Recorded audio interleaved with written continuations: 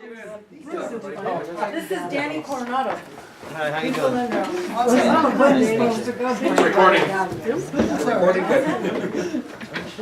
Kill the lights though. I'm okay. We're gonna get going right now. You know what, I was just gonna, I know you can't see the screen. Just leave it on, otherwise I would down in a black hole. Okay. We'll Hang on a just minute. suffer through it. Meet you. Okay, guys, we're gonna get It's warm going. in here. We are 2 minutes late. So, this is the deal.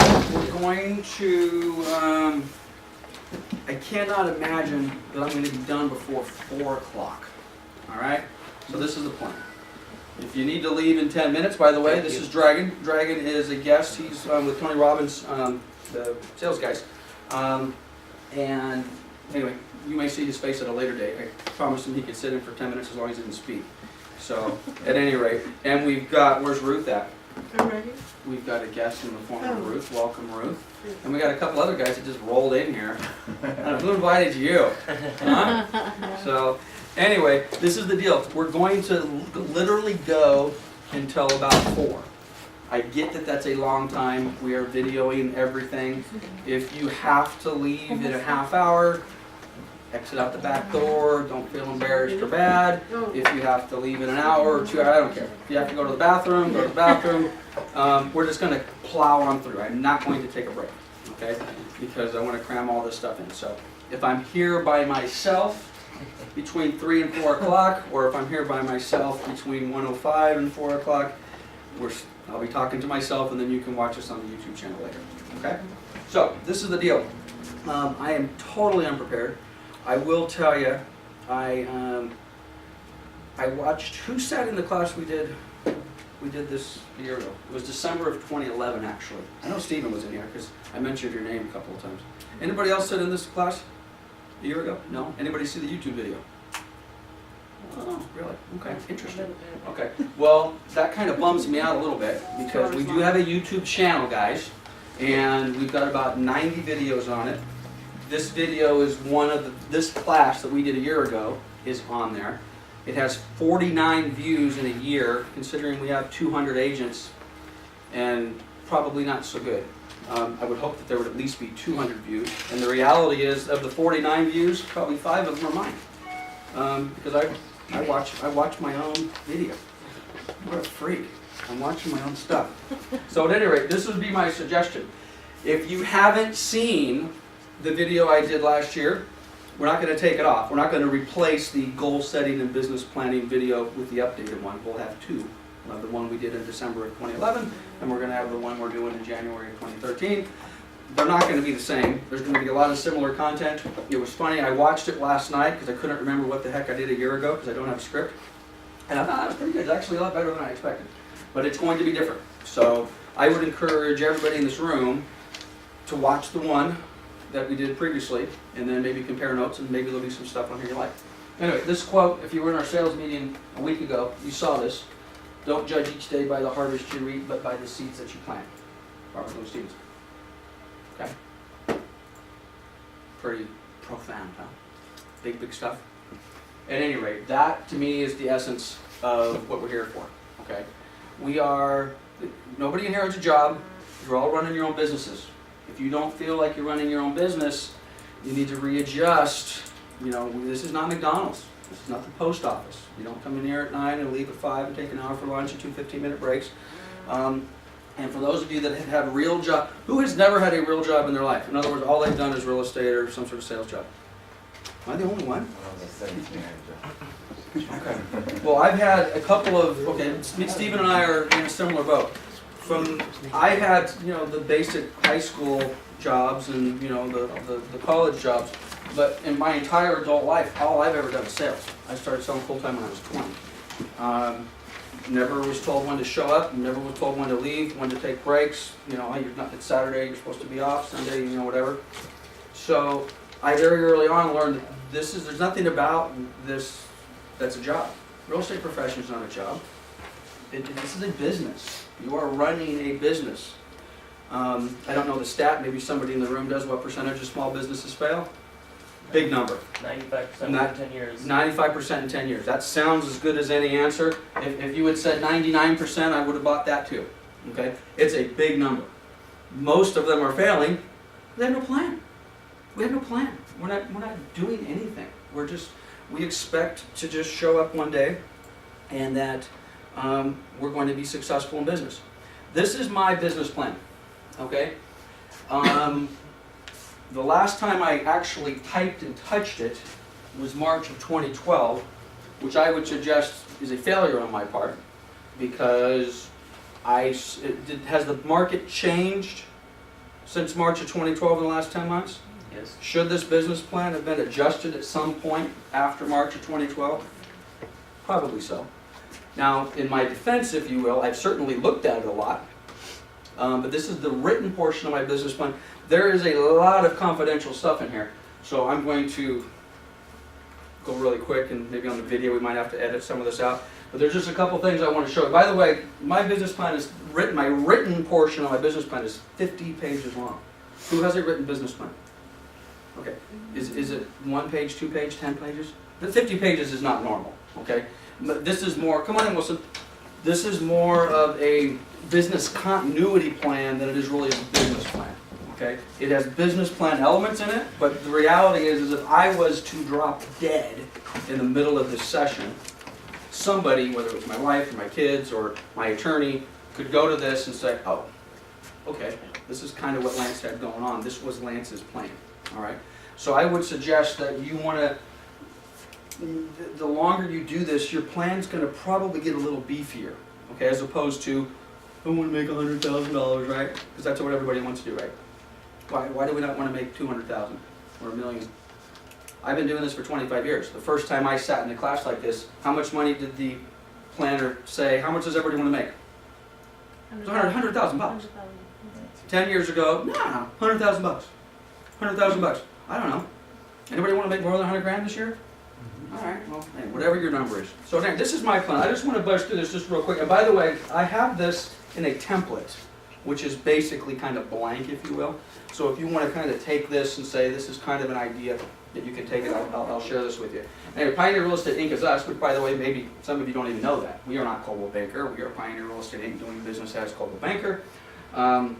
Here's my executive summary, which I will blast by because I really don't want to share too much of that stuff with you. Who owns the company? I do, and my wife. We're incorporated. This is what we're all about.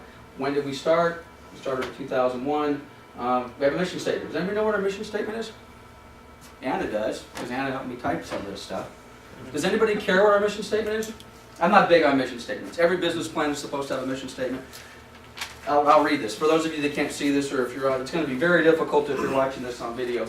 We strive to be the premier real estate and property management company in our chosen markets by providing superior service to our clients and outstanding career opportunities for our agents and employees, while consistently delivering professional and industry-leading representation to all we serve. Not bad. You like that? Is that really my mission statement? Not really. You know whose mission statement that is? That's Berkshire Hathaway's mission statement. And the only thing I changed is real estate and property management instead of insurance and financial services. Does that mission statement mean anything to me? It's pretty nice.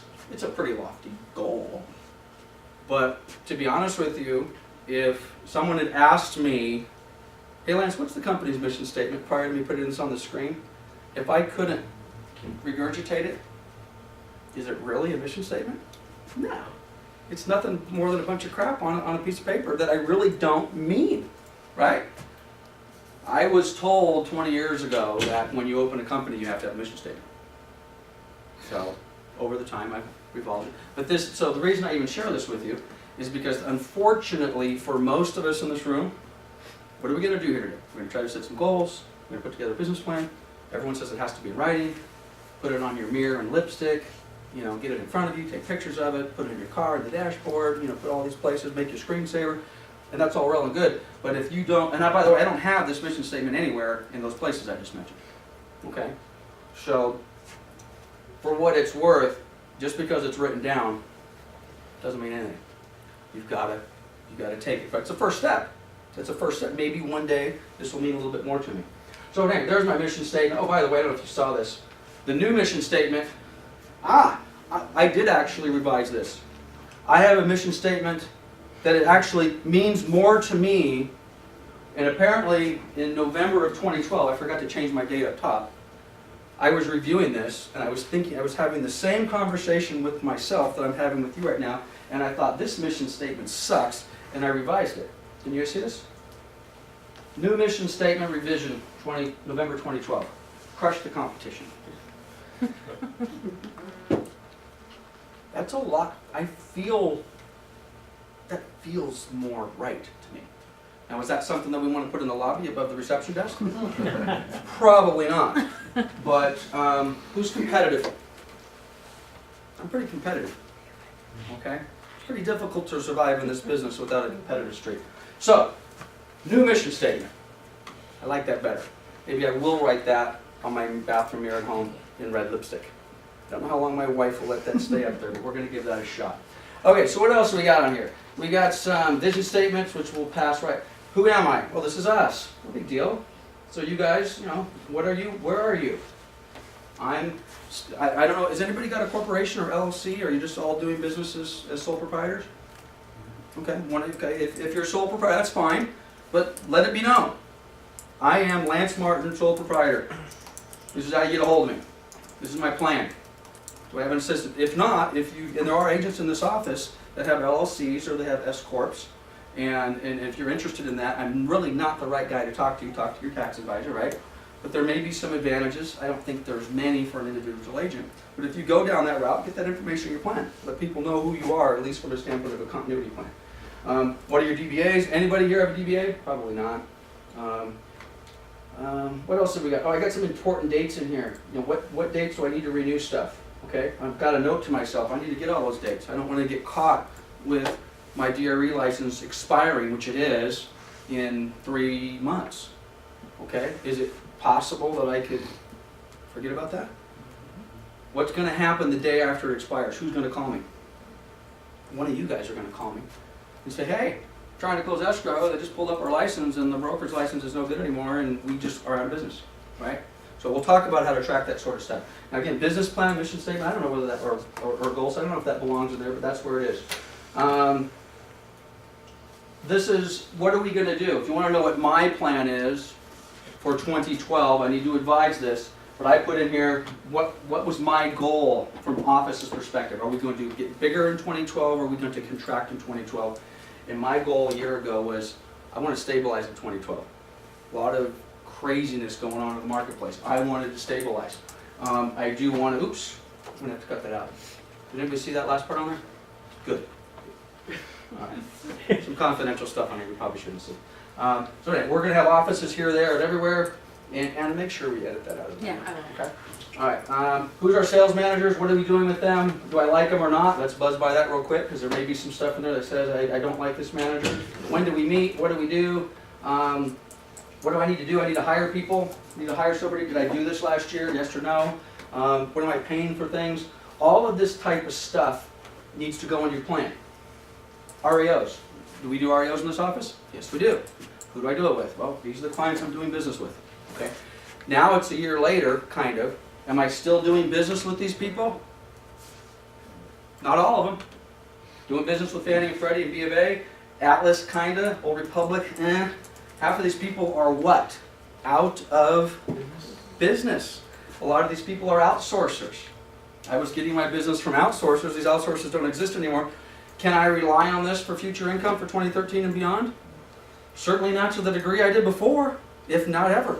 So put that sort of, and again, you guys need to start thinking about your own plan. Who are your customers? Are those customers today? If you're getting customers today from a certain source, will you be able to continue to get those customers from that same source in 2013? Or you were getting a small amount of business from a certain source in 2012. Do you think that that will be a larger source? We can take some basic ones. Let's just take a silly one, open houses. Okay. Now you guys may decide you do open houses or you don't do open houses. Let's just pretend for a moment that 2012 was a source of business and revenue for you, or that open houses was a source of revenue for you in 2012. Do you think that's possible that that could be a larger source of business for you next year? I see a couple of people nodding up and down. I don't know if that's true or not. I could agree. I could easily nod my head up and down as well. If you think that's true, you need to be that into your plan. You know, what are we going to do as it relates to the source of our business? There's some money stuff in here which I'll blow by, but you guys you need to have some goals. You need to have some goals, monetary goals. These are my monetary goals, which again I'm going to blow by. I was wrong, absolutely wrong, projecting a 20% increase in unit sales in 2012. Did we have a 20% increase in unit sales in 2012? We did not. As a matter of fact, are you ready for this? Guess how many houses did we sell in 2011? Anybody know? 925 properties. That's how many houses we sold in 2011. And we want to take a stab at 2012. 935 properties. It was a less than 0.5% difference. 2012 was literally a mirror image of 2011 as far as unit sales were concerned. Okay? So, is this a problem? I was wrong. What about this? Now, when this statement was written, this was written in 13 months ago. I also said no significant change in median sales price. Was I right or wrong? I was wrong. What has median sales price done in the Inland Empire, in our marketplace, in 2012? It's gone up by 24, 25%. When did the median price bottom in our market? February 2012. Should I have come back at some point, at least over the summer? Didn't I stand up in a sales meeting about April or June of 2012 and said, what did I say? Who can tell me what I said? We're going to see a 50% increase in property values over the next 12 months. I said that 7-8 months ago. Did my business plan say that? It's not what my business plan said. So again, putting it to writing doesn't necessarily mean, if you're not going to put it in writing and adjust it and stay on to it, that's right. Staffing. Most of us in here don't have assistants. If you do I have too much, too little, or am I just right? You have to have those analyses. Am I paying my people too much? What am I doing? Do I need to fire somebody? Which I think it says that on there, so. But she doesn't work anymore, so I guess I'm okay. I did that. We can check that off the list. Okay? What kind of software? Oh, this is a property management goal. Again, we're going to have different goals within our business. You guys may carve your business model out into different pieces. For most of us in this room, we're doing residential sales, right? But you may say, I kind of like this property management thing Lance just talked about. I'm going to make a separate little business plan that says I'd like to capture X amount of rental units, get them into the property management business this year, because that business will generate X amount of dollars for me in the future years. So you could have your own little piece of a piece that says, in my world, this is what I wanted to do with the property management side of our business in 2012. And you know what? We didn't hit it, but in some areas we came close. Some areas we missed it completely, but some areas we came pretty close, so I'm happy with that. What kind of software are we using? This may not be as a business plan. What are we talking about? I've been writing this business plan for 15 years, okay? If you've never written one, you're probably not going to put down that I have a ThinkPad, and I run Windows 7, and I'm going to upgrade it next week, okay? 10 years from now, those type of things start to enter into your business plan, and then you take a look at it and say, is this the type of software that I want to use? Employees that I want to use. What other kind of stuff we do? These are my clients. Do I still have these clients? Well, let's review. Yes, yes, yes, no. I lost them, but I wanted to get it back. I wanted to rebid this contract last year. Did I do that? No, I didn't. Why? Is that my fault? I said I was going to rebid a contract that I lost in 2007 that I managed for 11 years. If I didn't rebid it because there was no opportunity to rebid it, that's fine. But if I didn't rebid it because I never made the phone call and said, hey, I'm still here, can I rebid it? Then whose fault is that? Right? So, anyway, what am I doing with Fannie and Freddie? Am I going to do a rental program? So again, there's just more stuff in here. Professional affiliations. These are organizations that I'm affiliated with. Do they generate me business? I don't know. I have an idea. I'm a member of CIA, or CAI, excuse me. Does that get business for me? I need to evaluate that. It cost me $500 a year to stay with them. CAR, you guys all know about that. NAR, NAREP. Is NAREP what it was 2 years ago? A year ago? ARIA? 5 Star? REOMAC? Are those organizations as valuable as they were to be affiliated with a year or two or 3 or 4 ago? Probably not. Am I going to eliminate my affiliation with them either because it's not worth the time or it's not worth the money? No, I'm not. But these type of organizations, NRBA, God, I fought so hard to get an NRBA, I had to be there. It's not exactly what I thought it was. Am I going to participate? It's going to cost me $4,000 a year to be affiliated with that NRBA company. Do I want to stay there? So those are the type of things you want to put in there. What else have we got here? We're going to do escrow. We want to do escrow. We do have a budget. Are we going to spend any money on marketing? Accounting?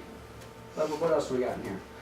Business consultant. This is a whole bunch of stuff. I'm going to get off the screen real fast.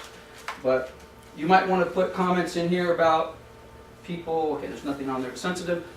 I have everybody I do business with at Coldwell Banker Corporate. I have their name, who they are, and what I think of them. Okay? Good, bad, or otherwise. This person is an asset. I need to continue to develop that relationship. This person is necessary to know. I need to develop. And by the way, he's a jerk. Okay? Now, in part, not that I can't remember that stuff, but what did I talk about earlier? If I drop dead tomorrow, I want the next person behind me in my corporation to sit back and know what I thought of that person, because they're going to come in contact with them and they're going to read it. And they could say, oh, Lance is just crazy, he's a great guy, but at least they'll know. You guys need to do the same thing, to a degree, and some of that might be about me. I'm working with Lance today, but I think my business plan is to exit stage left. I want to go do my own thing. There's another company out there that's better, and this is why. Or not. Okay, I think Lance is great and the company is great. I'm going to stay here. My immediate plan is to stay here and develop a relationship with Coldwell Banker Pioneer forever. Okay? Those are the type of things you want to kind of regurgitate, in my opinion, and get into your plan. What are my franchise stuff? So now you can kind of see where my business plan is 50 pages long. And we're only on page 19. So let's just keep scrolling through here. Who's my attorney and why? Who does my taxes? Anybody do their own taxes in here? A couple of you? Okay. Well, you're either smart at that stuff or you're not making enough money. Okay? Hopefully, your guys' goal should be to make so much money there's no way you want to do your own taxes. Okay? You know, get a tax guy. You know, if you can do it on a 1040 easy, your business plan and your goals probably aren't high enough. Okay? So get your tax guy down there, whoever does your stuff. Where your insurance, E&O coverage, and on and on and on. Where am I going to go? This is an important part of my business plan. This is my travel that I have scheduled for, actually, take that back. Yes, this is last year's. I haven't updated this. I normally do this between Christmas and New Year's, and guess what? This year I didn't update it. This is where I went last year. Am I going to go to these same places again this year? Probably. I missed New York. I'll do this meeting. But the Gen Blue is going to be in New York later this year. Are these meetings important? Are they valuable? Why do I go there? I go there for forecasting, prospecting, gathering, prospecting. By the way, what am I doing here today? Am I teaching a class? Am I a teacher? No. I'm an instructor. I'm a broker owner. That may be what you think I'm doing, or if you're watching the video, you went to the training section to get training. I am not training you today. I am retaining you today. Or if you're an agent that doesn't work in this office yet, I sent you to our YouTube channel and said, hey, watch this. I'm recruiting. This is not about training for me, okay? It might be about training for you, but that's not what this is. This is for me. I am prospecting. Now, if you're already in this room as a client, then, okay, well, then it's about retention. Who's worked in this office for more than a year or two?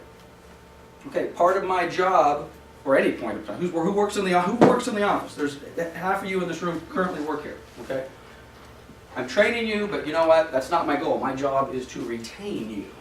I want you to stay here. It's easier for me to keep Wilson here than it is for me to go prospect and bring Wilson here from somewhere else, right? So it's all about prospecting and retention.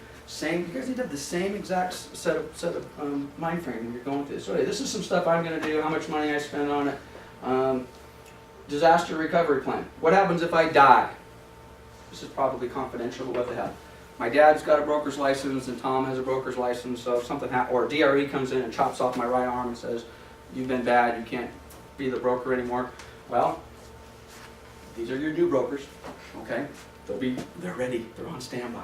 So, anyway, what else is gonna happen? What do I do with, that sort of stuff? So, just a little different than a business plan that you might have been thinking of in a minute. You gotta go, Dragon. Thank you. Call me. Okay, Thanks so much. Good to see you. Awesome. All right, we'll be talking to you soon. What's my technology plan? What am I gonna do? What am I gonna change? Something about phones in here. I think I said, I've got to finish the phones. Did we do it? Thank God, we finally finished the phones. It was a goal of mine. A goal of mine was to finish the phones. We finally got it done. It took us forever. So anyway, you get the idea? Let's just quickly go through some other software stuff I want to do. I got some work with Google Places. I want to do some different stuff with LeRouter in the call center. We kind of failed on that, to be honest with you. I was concerned about bulk sale rental pilots, right? Pardon my language. I'm a little salty in my business plan. Okay? This is my business plan. I don't normally share it with anybody. So, if you can't read that, good. All right? But anyway, I'm very candid in my thoughts to myself.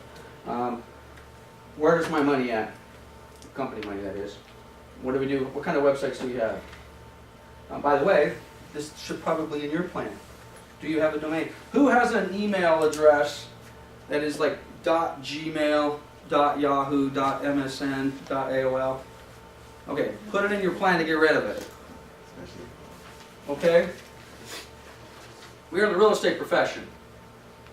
You need to be Wilson at wilsonquispe.com or toprealtor.com or something that projects that you're in the real estate business, not AOL.com. I don't want to put anybody on the spot, but if you have an AOL.com email address, you are projecting a message and you may not even realize it. And the message is you are a dinosaur. Okay? I personally feel the exact same way about Gmail and MSN and Yahoo and all the rest of that sort of stuff. Okay? How much does it cost to go out and get a domain? StephenAmaya.com or Steven Sells, which I don't like those, to be honest with you. I don't like the #1realtor.com. I think that's very tacky and corny and all the rest of it. But get something professional, even if it's your name or some version thereof. So put that in there. Again, recruiting. This is some stuff. Okay, you could just as easily apply some of these things to your own business plan. I'm spending $279 a month for a recruiting tool called Brokermetrics. Most of you have seen it. What are you going to spend your money on? What are you going to spend your money on? Not for recruiting, but for prospecting. Staff. Again, what do I do with some staff? Marketing. There's a different page for websites. This is my SWOT analysis. I probably don't want to share this, but what the heck, it's on the screen. Anybody know what a SWOT analysis is? SWOT. It's an acronym for strengths, weaknesses, opportunities, and threats. What are my strengths? Areas to expand. I think we do pretty well in REO and distressed markets. That's a strength of ours. Property management is a strength of ours. Some of you in this room may disagree. I think we have a pretty good office culture. I like the culture in this office. At times it's not what I would like it to be. And our strength is our escrow capture rate is increasing. A year ago, those were the 4 things that I saw as a strength. Are they still strengths today? I think they are. Now we could argue whether or not the distressed property market in the REO is as strong for our office and me personally as it was before, but I think these are strengths. Where am I weak? I should probably be careful here. Management. I'm weak management, including myself. I am a terrible manager. I'm not a good manager, and I'm not a good manager of employees, and I'm not a good manager of agents. I don't have patience for any of you. I don't. I just don't. I need to work on that. It's a big problem of mine. And another weakness is, my payroll is too heavy. Too much of an overhead. I need to cut it. Did I cut it this year? I got somebody who felt that cut sitting in this room watching the video. Yeah, I did. Okay. What are my opportunities? Found and or missed. Expansion of offices, HRC hedge fund buyers. This has been updated because I didn't even have these buyers until August of this year. I have an opportunity. It wasn't missed, it was found with a hedge fund buyer that came and landed in our lap late last year. That needs to get in there. Property management offices, recruiting opportunities. What are the threats? Am I spread too thin? Working capital is too thin. Loss of Fannie or Freddie. Loss of key personnel. What would happen if Daniel left me? Would I be in trouble with that? Unknown events. Dirty bathrooms. You see that? Dirty bathrooms. Agent Stephen Amaya is going to leave me next week because the men's restroom is dirty. Now that sounds silly, but those are things that I call events. They can be as minor as the conference room table's dirty, the light bulbs are burned out in the office, the bathrooms are dirty. Those are little things. Do those impact people's decisions? So when you're talking to your own clients, you're out farming, you're doing this, you're doing that, you think you're doing a great job, but it's those little things that your clients can pick up that can sink you, okay? And you don't even realize it. I went to the bathroom, I thought it was fine. Okay, well, it wasn't fine, okay? So again, I literally have that written in my business plan, you know? Now again, dirty bathrooms is kind of silly, but the point for me is, it's the little things, it's the little events that are gonna sabotage my business. What do? We're talking property management here. Real estate side is on there. What's my target market? What's our industry? Again, this is important for you to know. You want to know what is your target market? What industry are you? Who are your competitors? If you're going to farm, maybe some of your competitors are in this office. Which, by the way, is real estate a team sport? This is not a team sport, guys. By the way, I don't like teams. I know a couple of you have talked about teaming up. Let's just go on the record right now. I do not think teaming up in real estate is a good idea at all. Now don't misunderstand me. Partnering up, hey Wilson, I'm going to be out of town this weekend, can you help me with a client, and I'll do that, and da-da-da-da-da. Those type of relationships kind of refer some stuff back and forth. Somebody that you can stand by shoulder to shoulder that you trust is going to take care of your clients is fine. But if you're not sharing a checkbook or a bed, you should not be a team. Okay? And a team being, we're going to go do it together, man, and we're going to split this 50-50 or even 60-40. What happens when you do that? Somebody feels they're doing more work than the other person at some point. It's going to happen at some point. So real estate is not a team sport. Okay? We are not doing a collective business plan for 200 agents today. You guys are going to do your own business plan. You're going to focus on what you can do, and you're going to make it accordingly. So, and again, you may assess your competition. You know, who do I need to compete with, and why? And are they really competition at all? You know, depends on what market you're in. I have a maintenance company. You may not even know that. You know, so what am I going to do with this maintenance company? It's a good question. You know how much time I spent on my business plan looking at the maintenance company? 0. Did my maintenance company do fantastic last year? No. Why? I paid no attention to it at all. Okay. Here's some marketing stuff you want to put into your plan. What do I think the economics are going on? What else we got here? Some products, some service, who my customers are. Where am I? Gosh, I'm only on page 37. Are you kidding me? What else are we doing here? Management and organization. Yes, I wrote almost all of this myself, guys.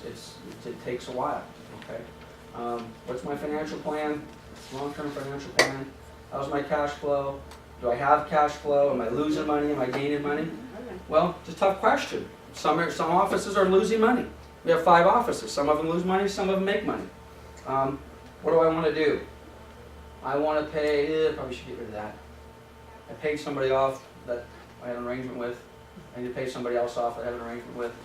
I want to do some recruiting. Okay? What are my personal goals? Can I do this? Okay, let's move some of this up. This is not just all business we're talking. I think you need to get this into your plan. Hopefully there's nothing embarrassing on it. Okay, first thing I said I want to slow down in 2012. I made the very first thing for personally said, I cannot sustain the level of energy and effort that I was putting in 2008, 2009, 2010, 2011. I could physically feel it getting to me. So I said, I got to slow down. And I don't know, I mean, most of you have spent the last year with me. I don't know if you felt I've slowed down or not. I did a little bit, but certainly not what I expected to, because we were busting butt. Again, the pace I set in 2010-11 are unsustainable for me. At current income levels, burnout is inevitable if no change is made. I'm just being honest with myself. Okay, I can't do that. Okay, put those type of things in your plan. Or yours may be a little bit different. Your plan may be, geez, there's no way I'm going to make my goal because I'm flipping lazy. I drink too much. I smoke too much weed. I take too much time off. I'm goofing off. I come in late. I leave early, and I play solitaire in between.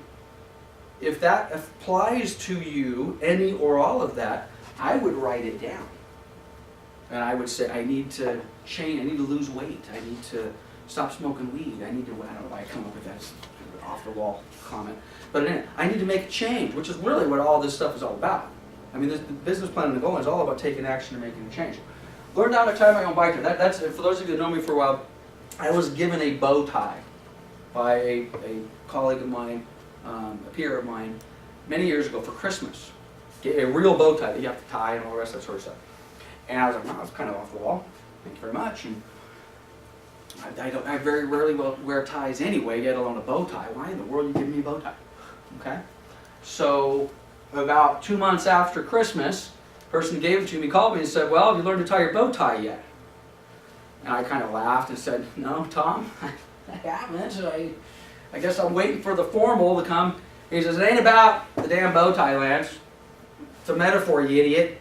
He says, you need to learn to tie your bow tie. And I'm like, wow, what are you, okay, Tom, click. I have no idea what the hell he's talking about. So he calls me back a month later, did you learn to tie the tie? And I'm like, oh, here we go again. I said, Tom, help me out. I'm a little slow. He says, it has everything to do with your business, okay? We delegate certain things in our business, okay? When you get bigger and you start delegating, Wilson's going to do this for me, Stephen's going to do this for me. Now, for the most part, it has more to do with running a larger company with employees and all the rest of it, but you guys are going to have the same thing. Hopefully, your income goals are going to be so large that you're not going to be able to do it yourself. You will have a team around you. You will have an assistant. You will have a marketing person. You'll have your own little team of people. What this is for me, and what it could mean for you, is if you have somebody that does that thing for you, you would better know how to do that thing as good or better than that person that does it for you. Because if that person stops doing it for you,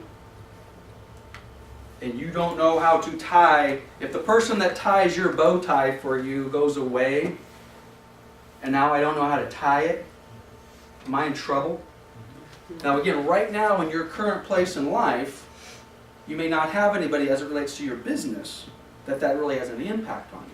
But if you start to grow, you're going to become dependent upon. I'll use Anna for Anna is a good example. Anna's worked, how long have we worked together now? 6 years. 6 years. There are things that Anna does for me now, to be honest with you, that number one, I don't even know what they are, and there's probably a few that I don't know how to do. I got a bow tie problem, okay? Now that doesn't mean I'm going to start doing all of it, because I do too much as it is, but if you're going to delegate that stuff in your business, you better know how to do it. Okay, so for me, what I was telling myself, I had a realization last year that said, oops, learn to tie your damn tie. And if you go into my office right now, hanging on my computer monitor, what's hanging on my computer monitor? There's a bow tie hanging on my computer monitor to remind me every day, know what the hell is going on in your business. I wanted to spend 2 weeks at Lake Powell, which I did. I wanted to spend a week in Tahoe, which I did not. 2 weeks alone with my wife, that's a whole other story, which we did, but didn't go the way I thought. I want to get back into my karate class. This is a really good example. Who of you know that I taught a martial arts class for 20 years? Nobody. Because for the last 16 years, I haven't done it. Why am I telling you this story? It's just like prospecting. It's just like anything else in your life. 16 years ago, I said, I know I'm a little too busy. I need a break. My kids, this, that, the other thing. I'm going to take a break from martial arts for 6 months. After 6 months, my batteries are going to be recharged. My kids will be 6 months older. What the heck was going to happen in 6 months? My relationship would be better with my wife. Whatever it was, I don't know. So I stopped with the goal of going back in, start teaching and working out again 6 months later. That was 16 years ago. I'm 46 now. I stopped when I was 29, 17 years ago. And I started when I was 9. I did martial arts from the time I was 9 to the time I was 29. I loved it. A hell of a lot better than going to the gym. We're going to talk about that in a little different context a little bit later. Anybody catch this? Did I do that? I didn't. If you can't read that, enter and finish the Baja 1000, the 2012 Baja 1000. I did not do that. Wait a minute. Business plan modified. Now, if we're in this class a year from now and it's still there, then you can start calling BS on me. I'm writing stuff into my plan that I don't mean. I mean this. Most people who know me closely, don't think I mean this, because it's a little random. I mean that. I'm going to do this. I'm going to enter this race, and I'm going to finish this race. And right now, damn it, it's going to happen in 2013. So I've got 11 months, excuse me, 10 months to make that happen. If I don't start working on it now, is that goal going to happen? And then what am I going to do next year? I'm going to do this. Change the date. I'm going to do it. But I'm not going to say right now I'm going to do it in 2014, because then if I say right now I'm not going to do it this year, I might as well change it right now. Right? If I'm not committed to doing this in 2013, and we're going to talk a little bit more about this in a minute, don't put on here you're going to do it in 2013 unless you think you're going to do it in 2013. Don't kid yourself. Don't put it on there knowing full well you're going to change it and you're not going to do it. Okay, so put your personal goals down here. What do I want to ponder? Can I talk about this? I do. These are things you may not know Bill Geary, but Bill Geary was the former owner of Coldwell Banker Town and Country, who lost those companies, went bankrupt. Pretty successful guy. Keeps me humble a little bit. Guy seems to be a lot brighter than I was, or am, and he had a very successful company that failed. Okay? Something for me to think about. You know, what are we doing? What am I doing in my plan? Other stuff, okay, I think we're getting close to, do I have anything of super importance down at the bottom? I have an exit strategy. What is, oh, by the way, we're going to talk about this. Part of a business plan is what is your business going to look, what do you want your business to look like? And then will you know when it's done? For example, for maybe an individual agent, your goal is I want to consistently be able to close 50 escrows a year, and I want to have a couple of assistants, and I want to have the corner office, or I want to have my own office. You know, I want to be, John Smith Real Estate. What does your company look like this year, next year, maybe 5 years from now? Are you still here with Coldwell Banker? Is part of your business plan to use Coldwell Banker as a stepping stone to go to whatever the next, and if that's the case, that's true. I mean, it might sound odd coming from me. I don't want anybody to leave. But if that's part of your plan, that I'm going to be here for 4 or 5 years and I'm going to go do my own thing, I'm going to open my own company, then, get it in writing. And then what do you do when you're done? Most of us are thinking, well, geez, I'm trying to get started. What am I going to do when I'm done? Well, do you have an exit strategy? I don't know what my exit strategy. I don't know whether this is both of my kids. I don't know if they're, Drew obviously works in the office. I don't know if he really wants to do this or not, but that's something that I'm going to have to start figuring out. Do you really want this business? Do you enjoy this type of business or not? So what is the transition plan? And we got a couple other things. Okay, so that is, for lack of a better description, my business plan, an abbreviated version of it. Now I would suggest don't even think about a 50-page, nobody in this room today needs a 50-page business plan. If you have 1 page, you're doing fine, okay? These are my goals, this is how I'm going to get there. 1 page will turn into 2, will turn into 3, so on and so forth. So, let's get going here. By the way, we haven't even started yet. That was just the warm-up. So, for those of you that are already exhausted or bored, here we go. Okay, what's the plan? Anybody recognize this? This is the little line drawing of the Titanic. Okay?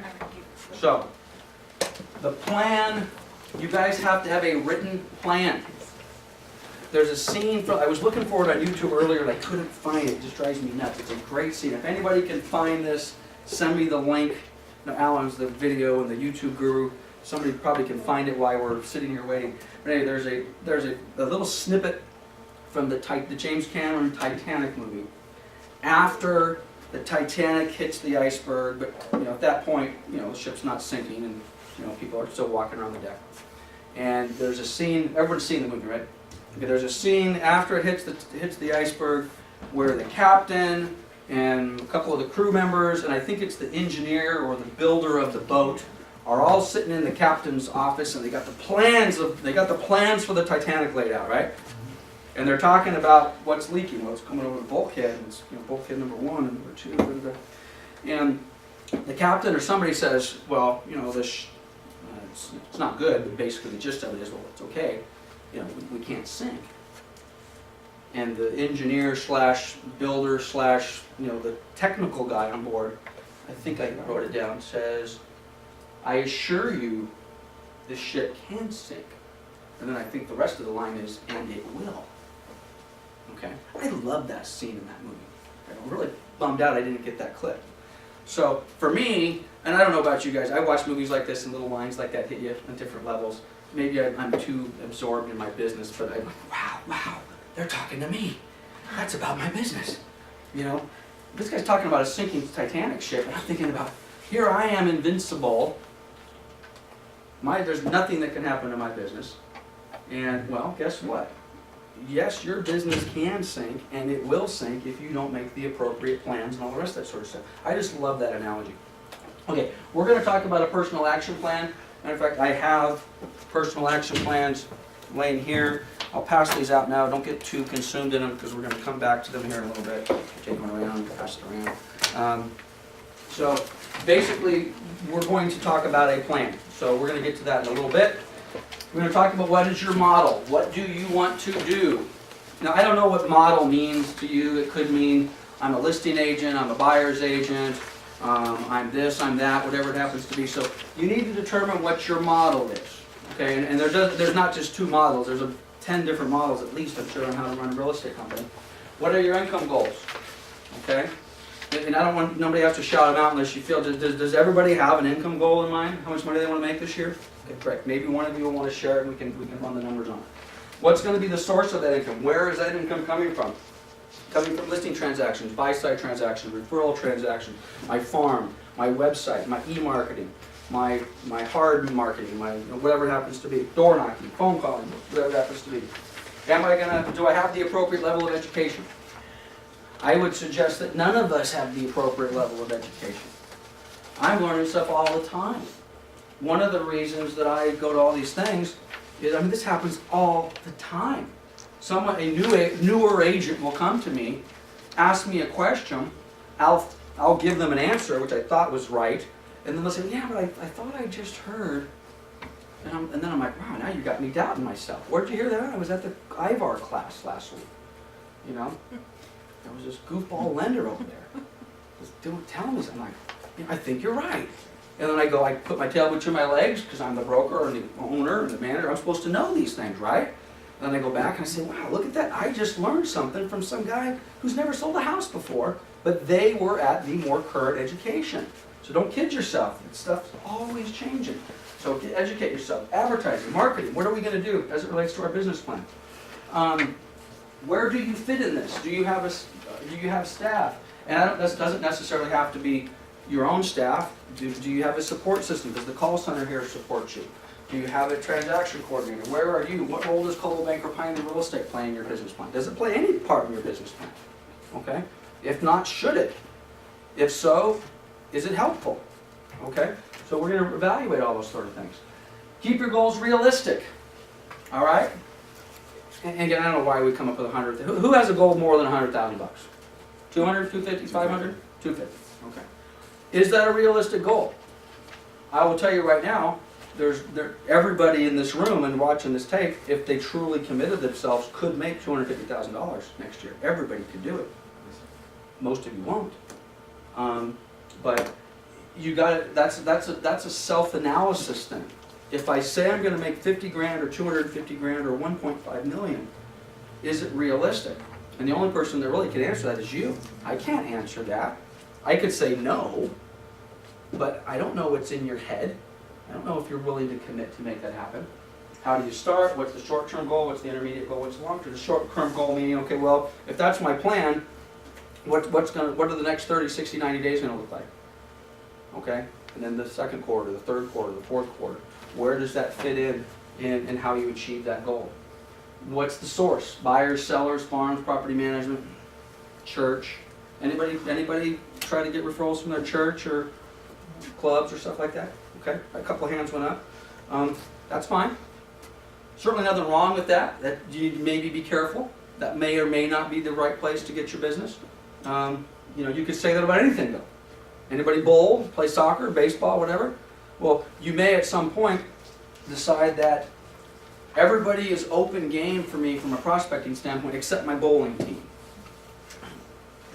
Why? Well, because when I go bowling it's only about bowling and drinking beer with my buddies. I just don't even want to go down that path where I'm prospecting. That's why I mentioned church. A lot of people are, I don't want to prospect, my fellow, churchgoers. But anyway, or maybe you're full throttle all the way. Maybe, who passes out cards at gas stations and grocery stores while you're in line? And, okay? I mean, that's, man, you're going after everybody. I don't care who you're at. Okay? Nobody's off limits. Okay, what are your goals? Let's go back. First of all, we're going to set some goals. What do you want to make? How are you going to make it? And then we're going to reduce those to activities. Okay? This is an activity business, guys. I have a written business plan. That business plan has goals in it. How do those goals get achieved? Action. Got to do something. If we're not going to do something, make the phone calls, do the prospecting, meet the clients, work on Sundays, work after 5, cancel, family events, that's a whole other story. But what activities are we going to do to achieve those goals, and are we willing to do those activities? Everybody knows, I'm a big well, I don't know if everybody knows, most of you are brand new to this class. Contact management is where it's at, okay? Quite honestly, if you are not prepared to implement some sort of contact management system, to me, that is the #1 goal in your business plan. Before anything else, I do not take a second step until I implement a contact management system. Okay, to me, a contact management system is not a Post-it note or a 3x5 index cards or anything else along those lines. To me, a contact management system, and again, I know many of you have been through this before, is goldmine, right? I'm busy. I'm running a lot of different companies. We have 200 agents and 30-ish employees. I get asked periodically, Lance, how do you do it? Anna, what is my answer? Goldmine. What's Goldmine? Goldmine is my contact management system. I could not manage any of my, including, let me bring it back down to an individual agent level.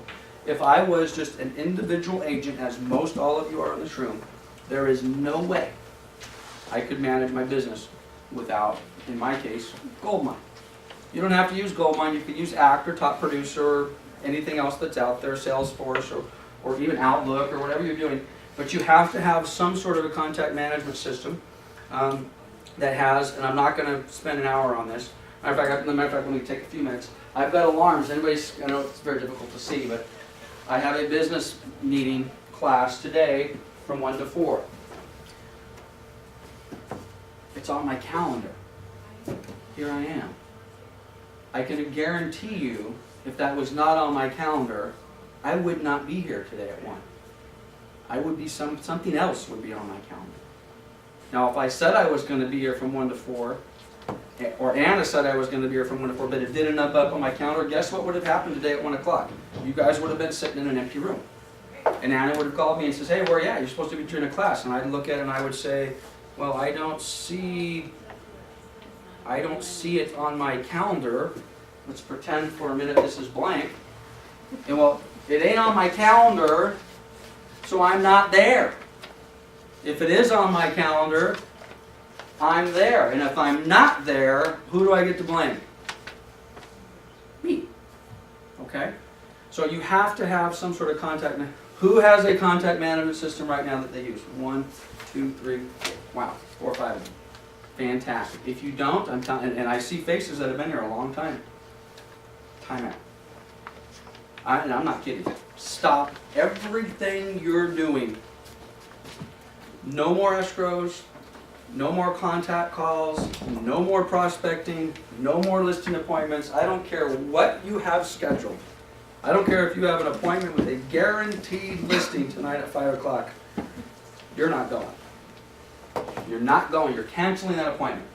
You're going to call them up and you're going to say, I'm very sorry, Mr. and Mrs. Seller, but I don't have a contact management system, and therefore I can't meet with you tonight.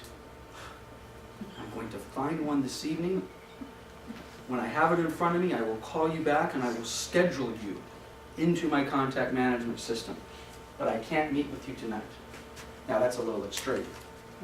But let me put it in a little different context.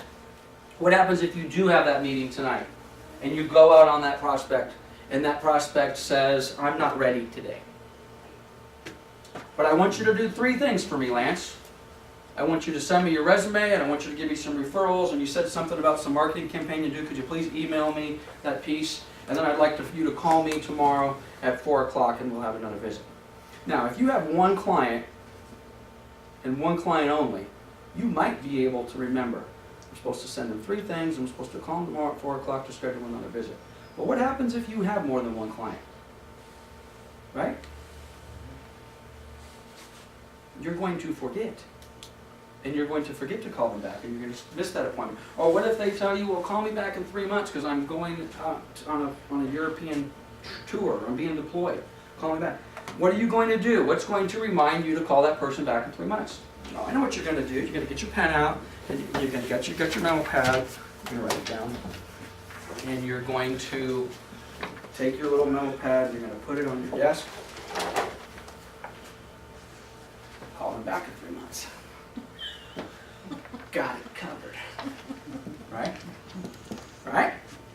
Has anybody in this room ever written down a name or a phone number or something they're supposed to do on a piece of paper, and then later on found that piece of paper underneath the seat of their car and said, oh shit! Right? Right? No, nobody, I'm the only one who's ever done that? In my office, if you work with me, you are not allowed to give me a Post-it note. You are not allowed to give me a Post-it note.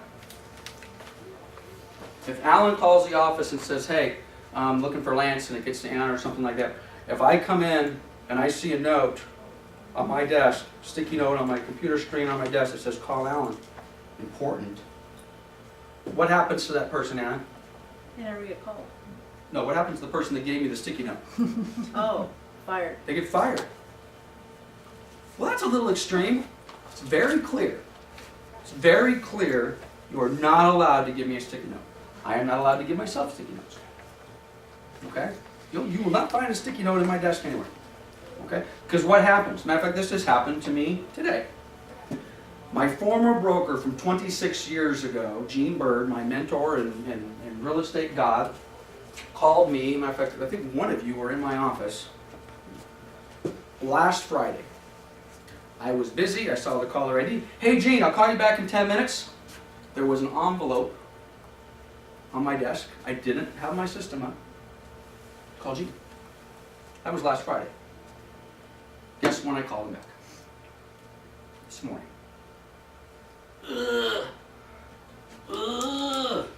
Now again, if Gene was the only call I had and I was busy, and maybe for a few, you're like, this sounds a little ridiculous. Come on, I can know. I mean, I can handle that. Then all I can say is you're not busy enough. You're not busy enough. Because what I should have done is I should have came up here, and even though I was on the phone, I should have said, Gene, hold on a second. I want to call you back in a few minutes. But I haven't. Let me make sure I got you. And look at this, by the way. Look what I did. Now, it's a little hard to see up here. But I actually already scheduled a follow-up call. But the day I did it, I didn't do it. But now here's the call. Follow up with Gene this morning, the 17th. Okay. Now the good news with this. Now there's still failure in this. The failure is, by the way, let me show you the failure. Here is today's calendar. Full disclosure here, we're all friends, right? Okay. These are actions that need to be done. When do these need to be done? Today. Are you with me? Can you see what's going on here? What's happening here? Do I have a problem on my hands? Not humanly possible. Not humanly possible. Okay. But the good news is, it's a lot better than a sticky note. Okay? Now whether I can humanly possibly call all of these people back is pretty obvious. I have a calendar problem today. I need more help. I need another Anna. I need another Debbie. I need Mike. Anyway, I need some help. Okay? But the good news is I know I need to call them. I don't have a pile of notes sitting on the desk, or I don't have a memo pad that never gets called back. I know I need to call. Does anybody know Hilda? Anybody put in a good word for me with Hilda? Hilda works at Beechwood, and she's an agent. She's a prospect. I need to call her back. I want Hilda to come work with me. Melissa talked to her, and she said she's not interested. Well, I don't care. I want her to come work with me anyway. So I'm going to call her tomorrow, right? Now, I just moved her over to my calendar for tomorrow, which means nothing if I don't do what? Call her tomorrow. So at any rate, I could go on for days about contact management, but the bottom line is, if you do not have a contact management system in place that says, call Wilson, Tuesday at 10, appointment with Stephen next week at 9, sales meeting, whatever it happens to be, you are wasting your time. And especially because part of what we're going to be talking about is what? Activities. Right? It's all about activities. I am going to go back to my contact management. I can't stand it. I'm sorry. Some of you will get a kick out of this because it wouldn't be the first time you've seen it. This is today's calendar. What does that say? Lance Martin, CCAC, Canyon Crest Athletic Club. Skiing. Could be snow skiing, could be water skiing. Walk my dog, 190. What does that mean? It's an appointment, by the way. This looks pretty familiar to most people. I hope you guys understand what this is. This is a calendar. Dates, times of the day, people to call. Is this foreign to anybody? Thank God. From 6 to 8, what was I supposed to do today? I had an appointment. This to me means I go to the Canyon Crest Athletic Club, I go water skiing, I walk my dog, and by the way, what's 190 mean? $100, and everybody can guess what the 190 is. How many times have you missed? Nope. One more try. 190 minutes. Nobody gets $100. Pounds. Pounds. Put your weight down. I want to get to 190 pounds. Okay? And I ain't going to get there without going over there. Yes. Is that what you were thinking? Yes. Come on! Nothing ventured, nothing gained. Okay, this is the challenge. Today it is now, what time is it? Oops, wait, I'm on the wrong day. Oh, this is tomorrow. Tomorrow I'm supposed to go. Let's go back to today. Oh, well, what's on my calendar for today? Forever. Did I do it? No. Am I going to do it tonight? Well, let's see. Do I have an opportunity to do this tonight? Well, let's see what happened today. I met Norm Cox at the sales meeting in Claremont. How'd it go? I did go to that. We completed it. It was a good meeting. Or it was a crappy meeting. It was this, it was that. There were some problems. Okay? Now, I want to follow up with Norm. Something happened at this meeting today, which was important to me. So I'm going to schedule a call to Norm. I want to talk about, what was that guy's name? That sales guy that was there this morning? Nick? I have no idea. I want to talk about Nick, the sales guy. Okay? And when am I going to call him? Today ain't going to happen. I'll call him tomorrow. Contact management, right? Boom. So what do I have on my calendar tomorrow? I have a call to call Norm tomorrow to talk about what happened at the sales meeting today. Put this in the context of your door knocking. I'm knocking on the door. Mr. Owner, Lance Martin, Cold Bank of Pioneer Real Estate. I was in the neighborhood today. I was looking at property around this block. Nice neighborhood, looked kind of similar to yours. It was listed for $190,000. I see that you're a possible short sale candidate. Looks like there's a default been filed. The property's pretty similar to yours. That one's listed for $190. I think it's going to sell for $190. Have you considered possibly doing a short sale? I think I might be able to get you $190,000. What do you think? What do you think? What do you think? What do you think? Something like that. Okay. Are you okay? I'm fine. Somebody knocked. Oh no, I'm fine. Thank you. There's our prospect. So it's amazing what happens. You knock on doors, people come. Okay. So, at any rate, so let's suppose who's doing what I just described in one form or another. That's an activity, by the way. That is an activity. That's what this is all about. One of our activities may be short sale prospecting or door knocking. Everyone loves door knocking, right? I got to tell you, you love door knocking if it makes you money. If you door knock and it doesn't make you money, you hate it. If you have success door knocking, it's amazing how much you will enjoy going out and breathing some fresh air, knocking on doors in beautiful insert city here. Now you do it for 2 months with no success. There ain't nothing good about knocking on doors in fresh air anymore, right? But let's suppose I knock on the door, let's suppose Janet answers, and let's suppose Janet gives me a ray of hope. Well, 190. Last time we thought it was like 140. I didn't know values had come up that much. Maybe, honey, maybe we're not a short sale anymore. Okay? Maybe that door knock turns into what? Some sort of follow-up. Well, let me get my, just a minute, Janet. Let me write your information down on my yellow pad. And I'm going to call you back. Now, if you stop right there, and you go right back to the office and you get Janet's information and you call her back, then I guess you're probably okay, you don't need a contact management system. But normally when you're out door knocking, you're knocking on door after door. Be honest, and I'll know if you're lying. If any of you have ever knocked on more than 10 or 12 doors in a day, and I'm not talking knocking just starting on one and then going to 2, 3, 4, I'm talking strategic door knocking. Okay? Because if you're just going to do one and then go to the next one, you can knock on how many? Well, we'll see who's done it. Who has done that? Who has started on 123 Main Street at address number 1?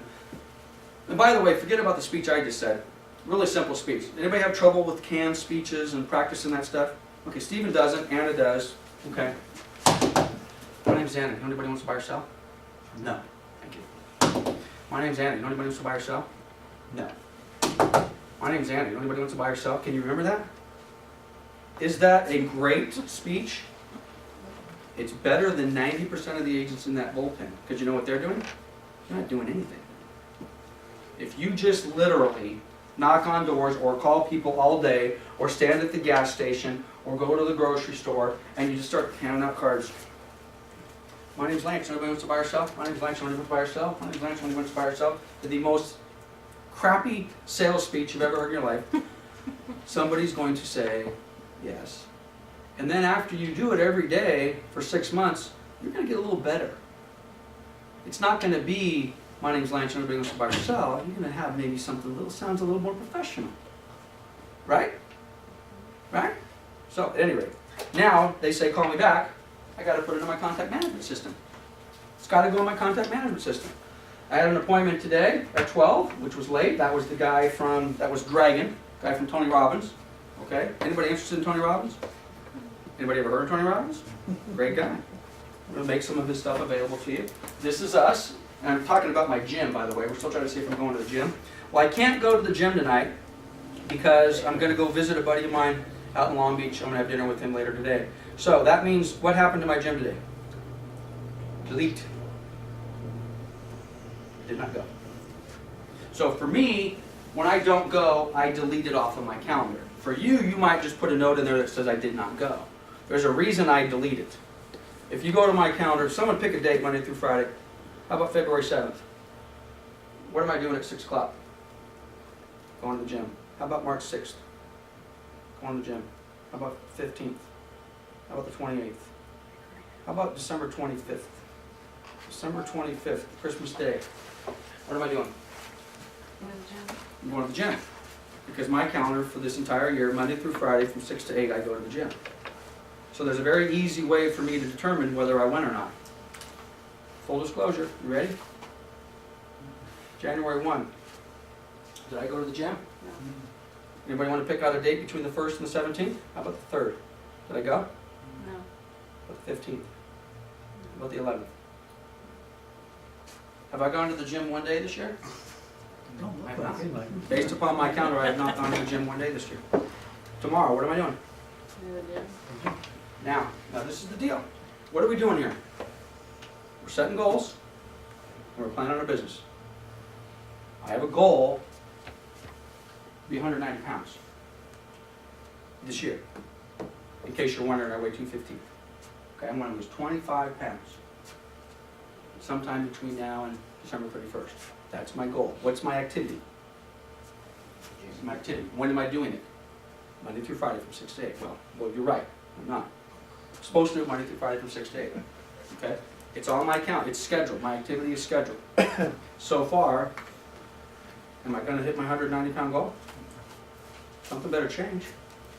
Okay, now you take that exact example and you apply it to anything else we're gonna do. You have an income goal of $190,000 this year. One of the activities to get to $190,000 is to do something. Ring, ring, ring. Mailing pieces, marketing pieces, church events, foundations, functions, volunteer, whatever it happens to be. You're going to put all that stuff on your schedule. If you don't do it, are you going to hit the goal of $190,000? Who are you going to look at? Don't look at me. Don't blame Coldwell Banker. Oh, this office sucks. Lance doesn't do anything. He's never here. There's no support. I can't believe I'm even considered coming to work for this guy. You know? You gotta schedule your stuff. You have to do it. And if you don't do it, and then again, do you still have your coach? Yep. Okay. Stephen hired a coach at some point, 4 or 5 months ago, and he did it. And let me take Stephen out of this. Sometimes people hire coaches because they don't have the discipline to do this themselves. And the coach does what? This is what the coach should do. If I have a coach, and he's supposed to be my weight loss training coach. It's now 17th of January. Dude, where are you at? You're paying me $500 a month to train you. You committed to me that you were going to be in the gym Monday through Friday from 6 to 8. I haven't seen you once. Are you serious? What do I need to do to motivate you? Should I come pick you up right now? Do we need to change the time? Mm-hmm. And then we do what? What happens when people start calling us, telling us to do things that we don't want to do? What do? Ignore. We ignore them. Caller ID, baby. Well, I can just ignore. Right? Who's ignoring their business? Most of the agents that work in the real estate business ignore their business. They write stuff down, they don't do anything. So, getting back to our PowerPoint with our contact management system, this is all about activities. So, we're going to do something. If you are going to schedule goals and schedule activities, like I said before, stop if you don't have contact management system. All right. Actually, I stole this morning. This was from the speaker at the sales meeting. This is not new, but I like it. Everybody's heard Ready, Willing, and Able, right? Are you guys ready to make $100,000? Are you able to make $100,000? I skipped a word, by the way. Are we ready? Yeah. Are you able? No doubt in my mind, everybody in this room is able. Are you willing? Are you? Are you? Most of you just said lied. I'm not talking to you specifically. Most of us are not willing to do what it takes to make the goal. We're just not. It's our nature. We need a coach. Okay? We need a broker. We need a manager. We need some discipline. That's what I talked earlier about. This is not a team sport, guys. Now, if you want to hire people to work on your team, that's fine. But that doesn't make it a team sport. That means you've hired people to help you. Stephen is hired, and you may call him a team, you may call him a coach, but he's an employee of yours. He works for you to get you to your goal. It's not like a lender, my lender stays on me, title stays on me. Right, and that, by the way, and that's a beautiful example. You want to surround yourself with those type of people. Whether it's your lender, or whether it's your title rep, or whether it's your escrow officer, or whether it's your paid coach, or whether it's your assistant, or whether it's your broker, or whatever it happens to be, you need to do that. But it's not a team in the sense of a team. It's not a football team. I mentioned earlier martial arts. There's probably no better example of a individual sport than martial arts, right? One of the beautiful things, and one of the reasons I think I've been as successful in my business as I have is when I was 9 years old, by some quirk of fate, I got involved in a martial arts class. There's one thing that class taught. It had nothing to do with self-defense and punching and kicking and fighting. Anybody have any guess on what the one thing that I learned in the martial arts class? It possibly could be the same thing, and again I'm going to talk about a team sport. Possibly could be the same type of thing that any of you may have learned as maybe being part of a football team or a basketball team, or what is it? Discipline. Discipline. It's all about discipline. You go to a karate class, you can't even enter the room without standing there. You have to bow to the guy before you even get in the room. I can do that? Yes. You're 5 minutes late, give me 20 push-ups. You don't argue about that. You do something wrong, give me 20. You don't argue. You just do it. Similar to, that's why I love organized sports, especially for young kids and high school kids. Best thing in the world. Both of my boys' grades suffered because they played football. That's all. Their grades would have been better if they had not played football. I wouldn't have traded that football experience for them for anything, for straight A's and a 4.0 out of the coin. Those kids got up at 6 o'clock in the morning every day during the summer, during the heat, during the cold, 2-a-days. The discipline and the commitment that they learned from doing that, in my opinion, is better than them being 4.0 and brilliant calculus people. Well, there may be some disagreements, nothing wrong with calculus and all the rest of it, but the discipline that they learn from doing that, which all gets back to the willingness. Okay? Are you willing to do what it takes to reach your goal? If you're not, your calendar will look something like mine when it comes to the gym. I think I'm a pretty disciplined guy with certain aspects of my life. In some areas I'm not so good. I struggle with that, okay? So, when it comes to your business plan, you need to apply the same type of commitment, and you've got to get it on your calendar. Okay, so what else we got on here? What's the best time to make money? I love this one. All the time. When you don't need to. I heard that this morning. The explanation behind that is when all your bills are paid, everything's going great, you don't have any pressure on you, isn't that really nice? Making some coin. Because it's just, man, that is another one of that just hits me, man. Best time to make money is when you really need it. Are you enjoying it as much?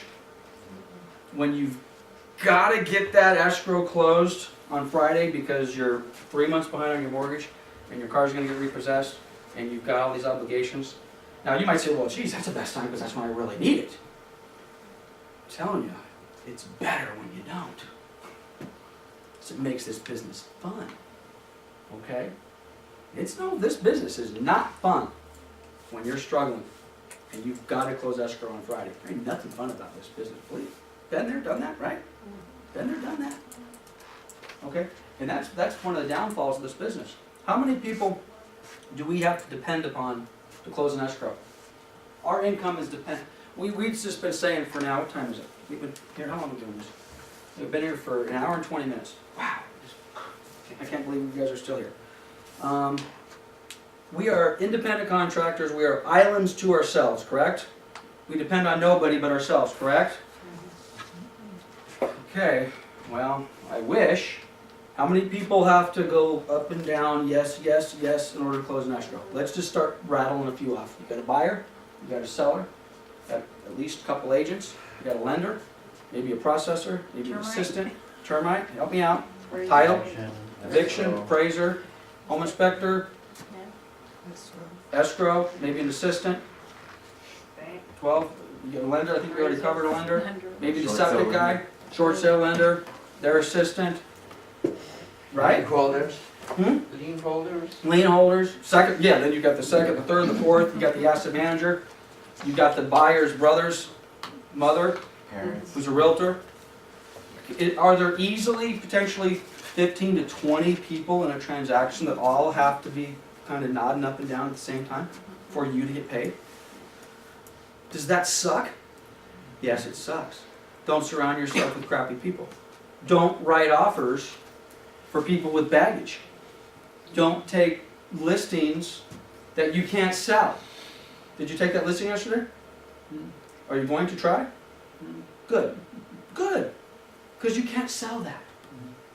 Okay? All we got is time. Don't work with those type of things when you're going to have all these people. I'm kind of off topic. Market data we talked about, get your stuff. I'm going, okay, I'm done. All right, this is where I want to go next. That action plan I laid out earlier. This is what we're going to chat about a little bit about. Most of you have gone through an exercise like this, or a similar exercise. I have a pen laying around here somewhere. No, I need a big pen, big fat marker. That's all I got. Oh, it's right up here. I did. Okay, I'm gonna put some stuff on the side. It'll be off camera, but okay. I'm just gonna go ahead. Does anybody want to try to do some real numbers here? Does anybody got enough courage? Steve, I love you. I said you. Okay, Steven's already told us he's got a personal income goal of $250,000. By the way, if you have not, can you guys see that okay? Yeah. And it's going to be possible on the camera. You need to get this sheet in front of you and just follow up. Personal income goal of $250,000. So I'm going to start writing some numbers over here, which is going to kind of mirror what we've got on the board. Okay? Now, part of what this implies is that you've already done business. Okay? So, if you've already done business, then you can plug these numbers in. If you haven't done business, then this is difficult. And actually, I've already got off to the wrong start, because this isn't the goal. This is going to say, how much money have you made? Now, without putting Stephen on the spot, because it's none of your guys' business what he made, so I'm just going to throw up a number. Let's just assume Stephen last year made $100,000. If it was more or less, that's for him to figure out, and these are just all examples. Okay, so assuming that that was reasonably close, we want to know how many listings did Stephen take to make 100 grand? Anybody? Let's try to use your number. Let's just assume that that number is close to what you made. I think it was like 14. Well, let him help us out. 12. 12. Okay, so Stephen took 12 listings. What was your? By the way, you need to get this data. What was your average sales price? 178. 178. How many of the listings? You took 12. How many did you sell? 12. You sold all of them. Wow. Okay. That doesn't work for my model very well. Normally, although, is that pretty common in this marketplace? Right now, you rarely see expireds. Right.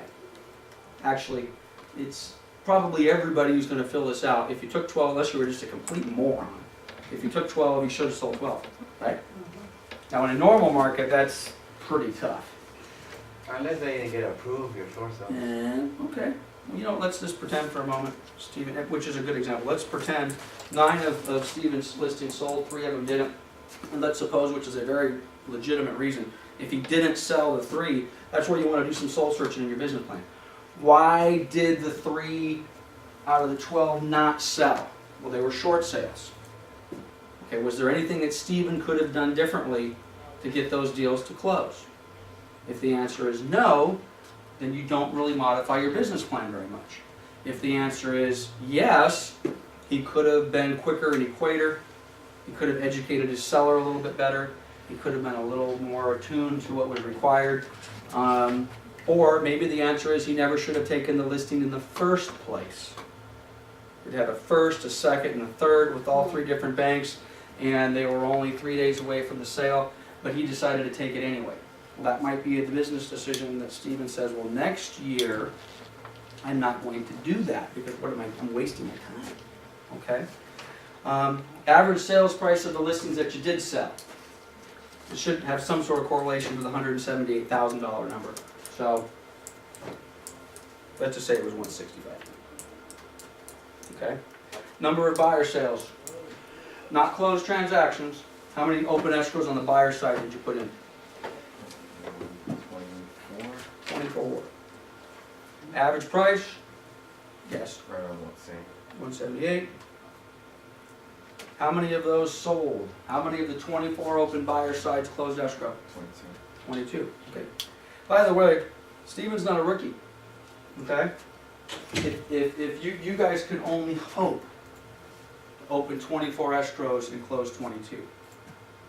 Okay? What that tells me is he's doing something right. He's not working with unqualified, unmotivated buyers with unrealistic expectations, because he probably has in the past and said, I don't want to do that anymore. I don't want to open 24 escrows and close 8. All right? And I don't know if you can do better than that. I mean, having 2 out of 24 fall out, I mean, that's gonna happen. It's almost impossible to get every deal to close. Maybe change your lender, that might help. Kidding. So, but anyway, that's a fantastic scenario. But again, if your numbers aren't anywhere close to that, then you probably do need to change your lender, or your escrow, or your title, or something about yourself. You're not qualifying your buyers, okay? Okay, by the way, who does this? And there's no right or wrong answer for this. A call comes through to you on Lead Router. I'm interested in 123 Main Street, can I see it? Yeah, but I really need to know, I'm qualified, can you take some time? No, I just want to see it. You know, come in, I just want to see it. I want to give you that information right now. Will you please show it to me today at 2 o'clock? Who goes up to that property and shows that buyer? Just go by it. Yeah, if it's close. Okay, so Or if at it's- least half of you. If it's This a is $100 an unqualified buyer. You're going to take your time, you're going to drive up, you're going to show it to them. Only one time. Yeah, one time. You need to build that relationship. I agree with that, 100%. I do that. Now, when I first got into the business, you know, the general rule for my broker was, no, don't do that. If they're not willing to gain phone number, get you pre-qualified. The problem with that is in today's world, you're going to lose a lot of good qualified buyers that way. But I agree with Wilson and Steve and whoever else said, yeah, I'll make that first step. I'll go show you the property. I'll fill you out a little bit. Now we're face to face. The guard comes down a little bit. People normally are a lot more polite face to face than they could be over the telephone. Hard to hang up on you when you're face to face. You get the feel. You get the vibe. Now you're probably not going to show them the second or the third time without, okay, now I showed you the property. What do you think? And what's the deal? You know, you're working with somebody. What's happening? Have you talked to a lender? No. Can I refer you to somebody? Great. You like this property? Yes. If you were qualified, is this a property that you might consider purchasing today? Yes. What? Huh? By the way, just asking some questions. Oh, let me just ask you that question again. If you were qualified for a price, did you just tell me you buy this house today? Yeah. Oh, well, let's get you qualified. Let's make it happen. Who shows property and never asks people questions? Who just gives them information? I guarantee you, we have agents right now in this company within today or certainly within the last week that have shown a property. What did you think? It was nice. Okay, here's my card. Here's my card. You want to call them? Just, you know, if you want to see it again, you just call me. Now, nobody in this room, of course, would do that. That happens every day in this office. Every day. You know, not even a basic question, did you like it? Yeah, I think I liked it. If you can get it for $190, would you buy it? Maybe. Really? I've got my computer. You want to write an offer right now? You want to go back to the office? No, we don't do that. We said, okay, great. If you want to see it again, call me. Unbelievable. Okay? But anyway, bottom line is, you need to that's a whole different class. Pre-qualify your people, get them to your lender, and then you're going to end up with ratios like this. 24 open escrows, 22 closed. That's fantastic. Okay, total number of, and then the average sales price, let's just say it's $165. Okay? Number of canceled deals. Well, based upon what we're looking at, 2. Not bad. If your number is north, anywhere above 30 to 40% of your open escrows, you're doing something wrong. Now, for some of you, that might be, well, I opened 2 escrows and I closed 1.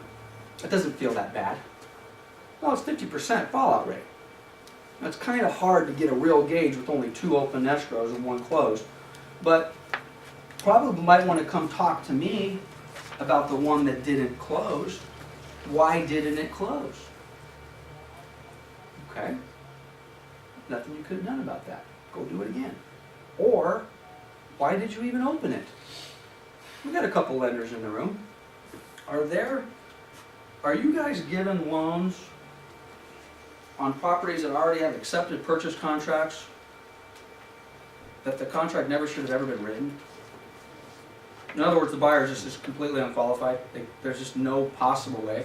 Have you ever been given a loan from an agent like that? Yes. Don't you want to just say, why didn't we? Does it take a little bit of effort and time to actually write an offer? It's a little bit, right? Why are we doing that? It's insane. So then what do? I gave the loan to Brad, and Brad said, I can't do this.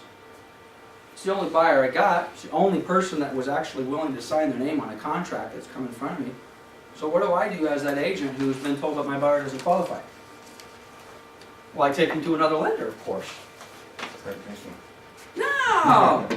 It's not my fault, it's not my buyer's fault, it's Coldwell Banker Mortgage's fault because they're too tight on their restrictions. Let me take them somewhere else.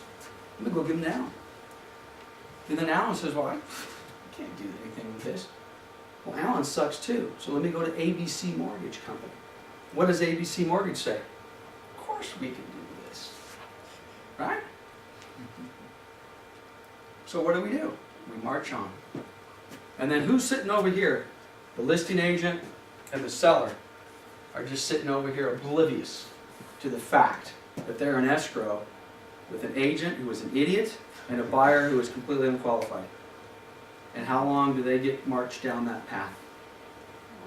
30, 60, 90, until somebody over here wises up and says, what's going on? Or maybe which by the way, let's pretend that 12 of, or 9 or the 3 of the listings, Stephen's listings that fell out. Let's give a scenario. Stephen took 12 listings, only closed 9 of them, 3 of them fell out. Let's suppose the 3 that fell out because of the scenario that I just explained to you. Whose fault is that? That's Stephen's fault. That is not the buyer's agent's fault, that is not the lender's fault, that is your fault because you allowed you and your seller to go into escrow that you never should have allowed them to go into. This is why listing agents all the time are like, no, cross-qual with ABC Company, or I've never heard of Joe's House of Loans out of Tijuana. I don't think we're going to allow, we're not going to allow this to happen. Or we're going to keep you on a super duper tight rope.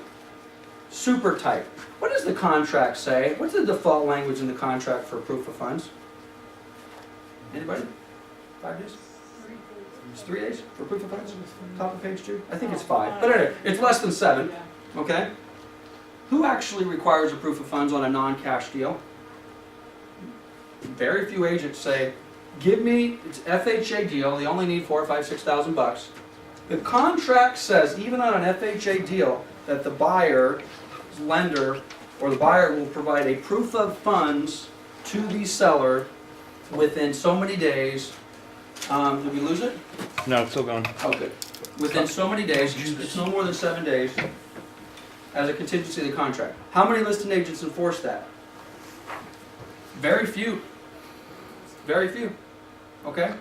But if you were to, if Stephen was to enforce that, you think that same buyer who can't qualify, you think they have the money? Maybe that's the reason that Brad couldn't give him a loan. Maybe that's the reason that Alan couldn't give him a loan. You got about 2.5 hours, is that cool? Left? Oh yeah, we'll be done in an hour-ish. So, at any rate, whole point is you've got to pre-qualify these people as part of your business plan. Because again, why are we talking about this as part of our business plan?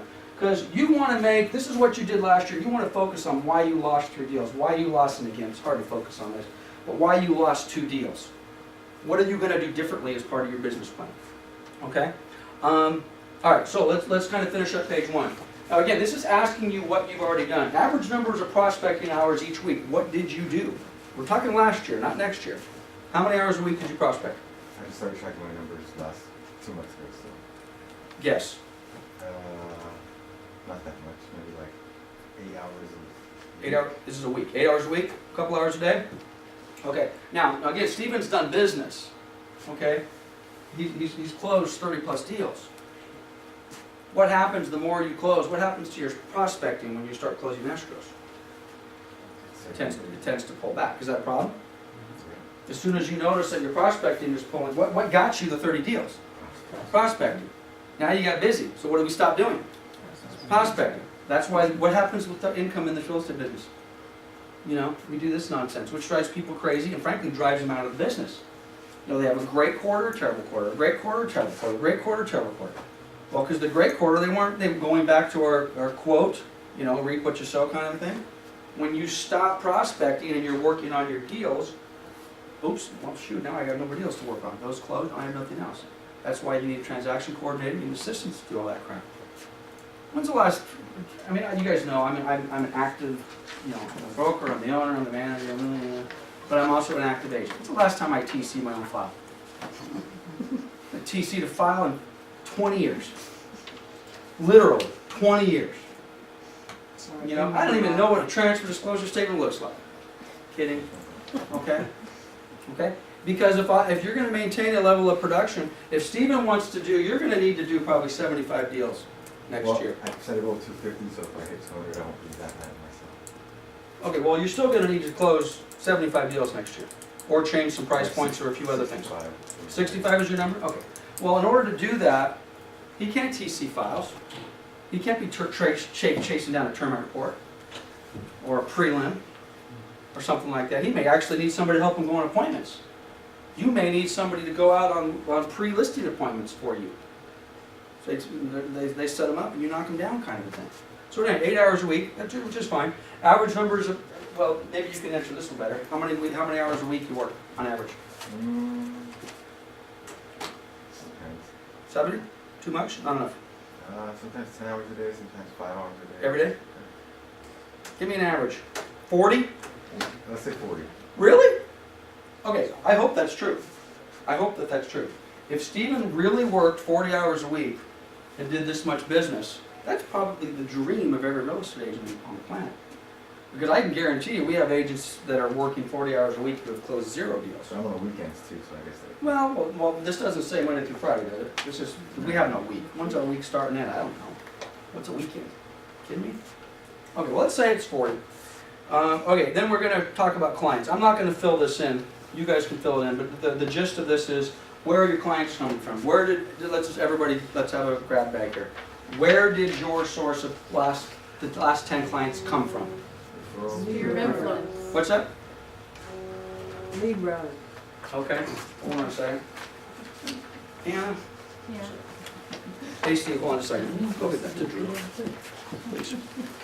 Okay, so I'm not going to type them in. I'm going to put them over here for now. So they came from lead router, they came from referrals. Where else? Open house, Open house, door knocking, door knocking, Internet marketing. internet, Personal contacts. past clients, Social media. social media, Facebook. Anybody get anything on Facebook?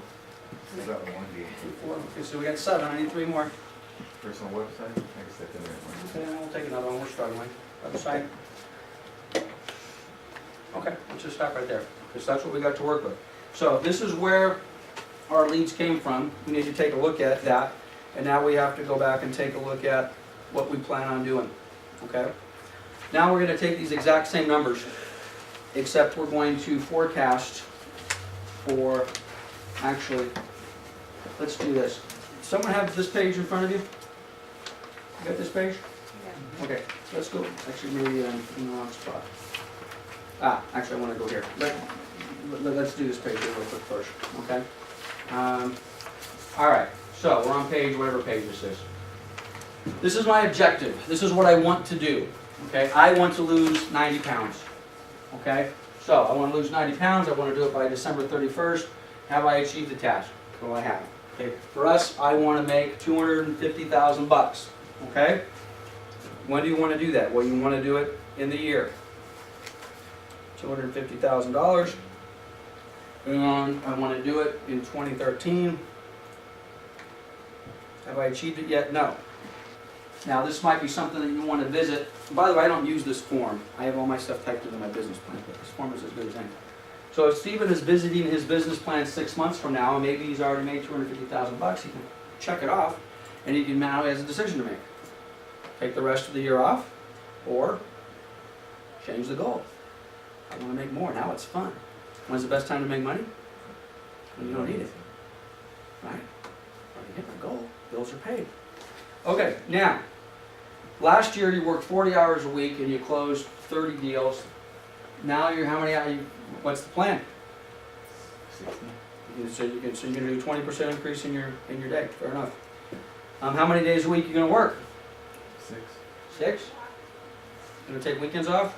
A weekend off? Maybe like a Tuesday or something. Huh? Maybe a Sunday or a Tuesday. So we maybe take 1 or 2, 1 to 2, 1 day, Yeah, one day, Sundays. 1 to 2 a couple times a weekend, all right, fair enough. What percent of my money am I gonna spend on my promotion and my goal? 30%. You're gonna spend 30% of 250? Wow, that's huge. 60, Could be 5,000. 30, no, it's more than that. 30, 60, it's $75,000. It's a lot of money.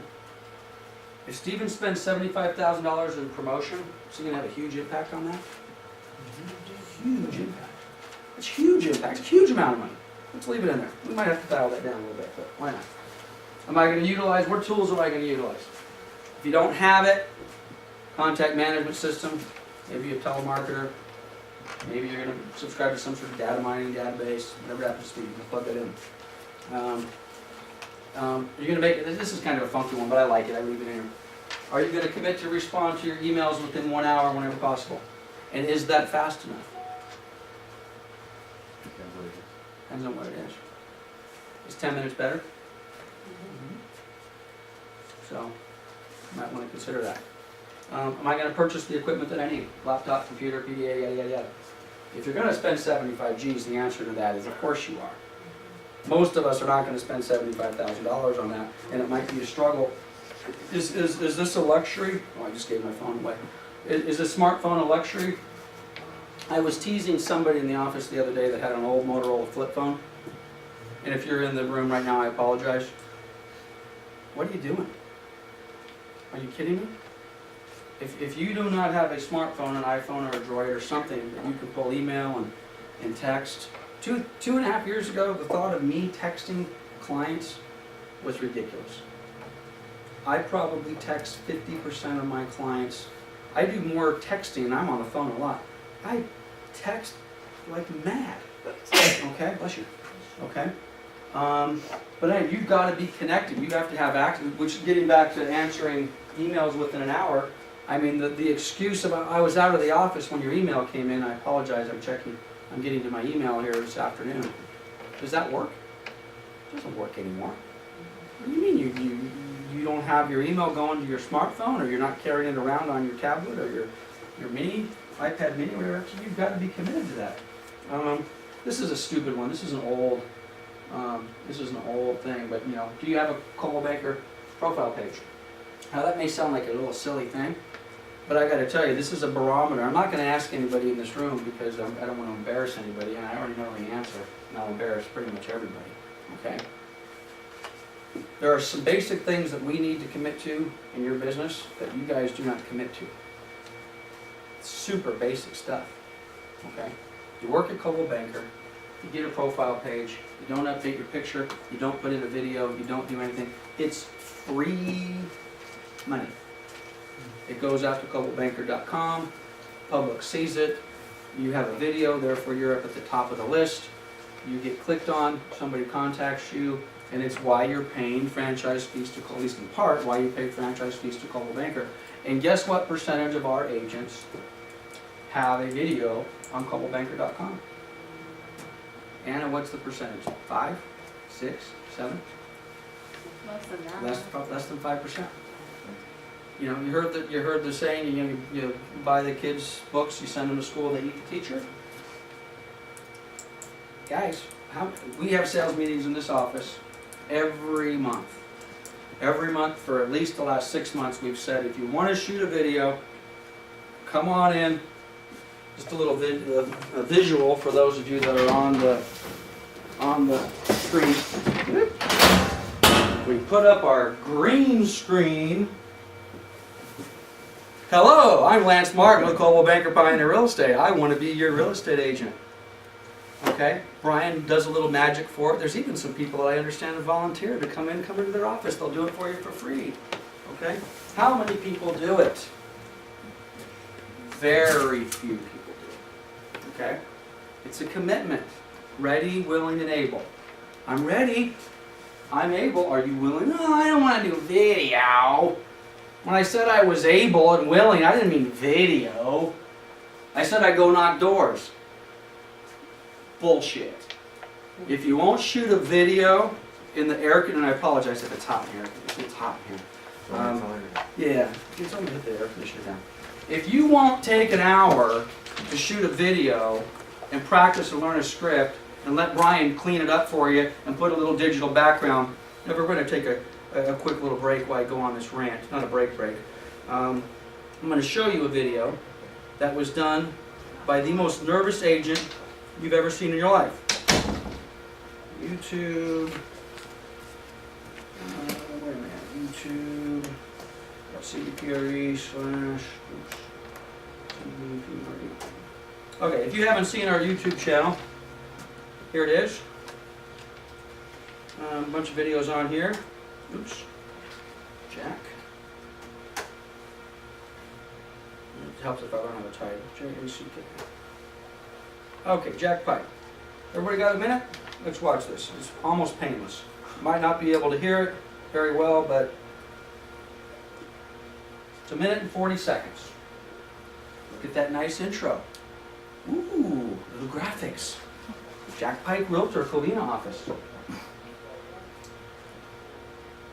Hello, my name is Jack Pike, and I'm an associate broker with Coldwell Banker Town and Country. I have been in the business for 24 years, and I work alongside my wife Patty, who's been in business since 1997. Buffering. Okay, I'm not going to show this whole video because it's painful with the slow internet connection. Now let's see if we can get through another 30 seconds of it. It's our philosophy to always take care of our clients the way we would like to be cared for. Today, my business has grown to the point that the majority of my business comes from past client referrals of their families and friends. Okay, I'm going to stop right there. Anybody notice how many, just in that first 30 seconds, how many little phases there were with Jack? Hello, my name is Jack Pipe with Global Banker Pioneer Real Estate. I've been in the business for 25 years. You know what those are? The guy couldn't remember more than 3 words at a time. Okay? There's 45 takes that we spliced into 1 minute and 40-second video, which, you know what? Doesn't look terrible. It's not the best in the world. I'm sure someone in the room could have done a better job. But this is a good video. It's on coldwellbankdecker.com. He's got an email link on his email, yada, yada, yada. He's making an effort. What did this cost him? Nothing. All it cost him was the able part. He was able to, or willing, I should say, to go make a video. So when I look at stuff like this, I get frustrated when I do these classes, and I just want to shake you guys by the lapels and say, you got to do the basic stuff. Otherwise, this is a waste of time. Otherwise, all we're doing literally is wasting time. We're looking for, what did you want to do with your Thursday afternoon? Nothing else going on. Solitaire is getting a little boring today. Let's go spend 3 hours in the conference room with Lance. If that applies to you, you're in the wrong room. Okay, so let's buzz through this and let's kind of put this together a little bit. Stephen has an income goal of $250,000 this year. What they would like you to do is forecast out. So if you want to do 2013 at 215, do you have a goal for 2014? If so, if not, start thinking about it. If so, let's plug it in. My goal is to increase my business by 2%, 5%, 10% every year for the next 5 years. If that's part of what you're thinking, put it down. If it's not, start thinking about it. This is not a static thing that we do once a year. Okay, start thinking about the long-term plan. Okay, so let's go to, what are we going to do? My commitment's $250.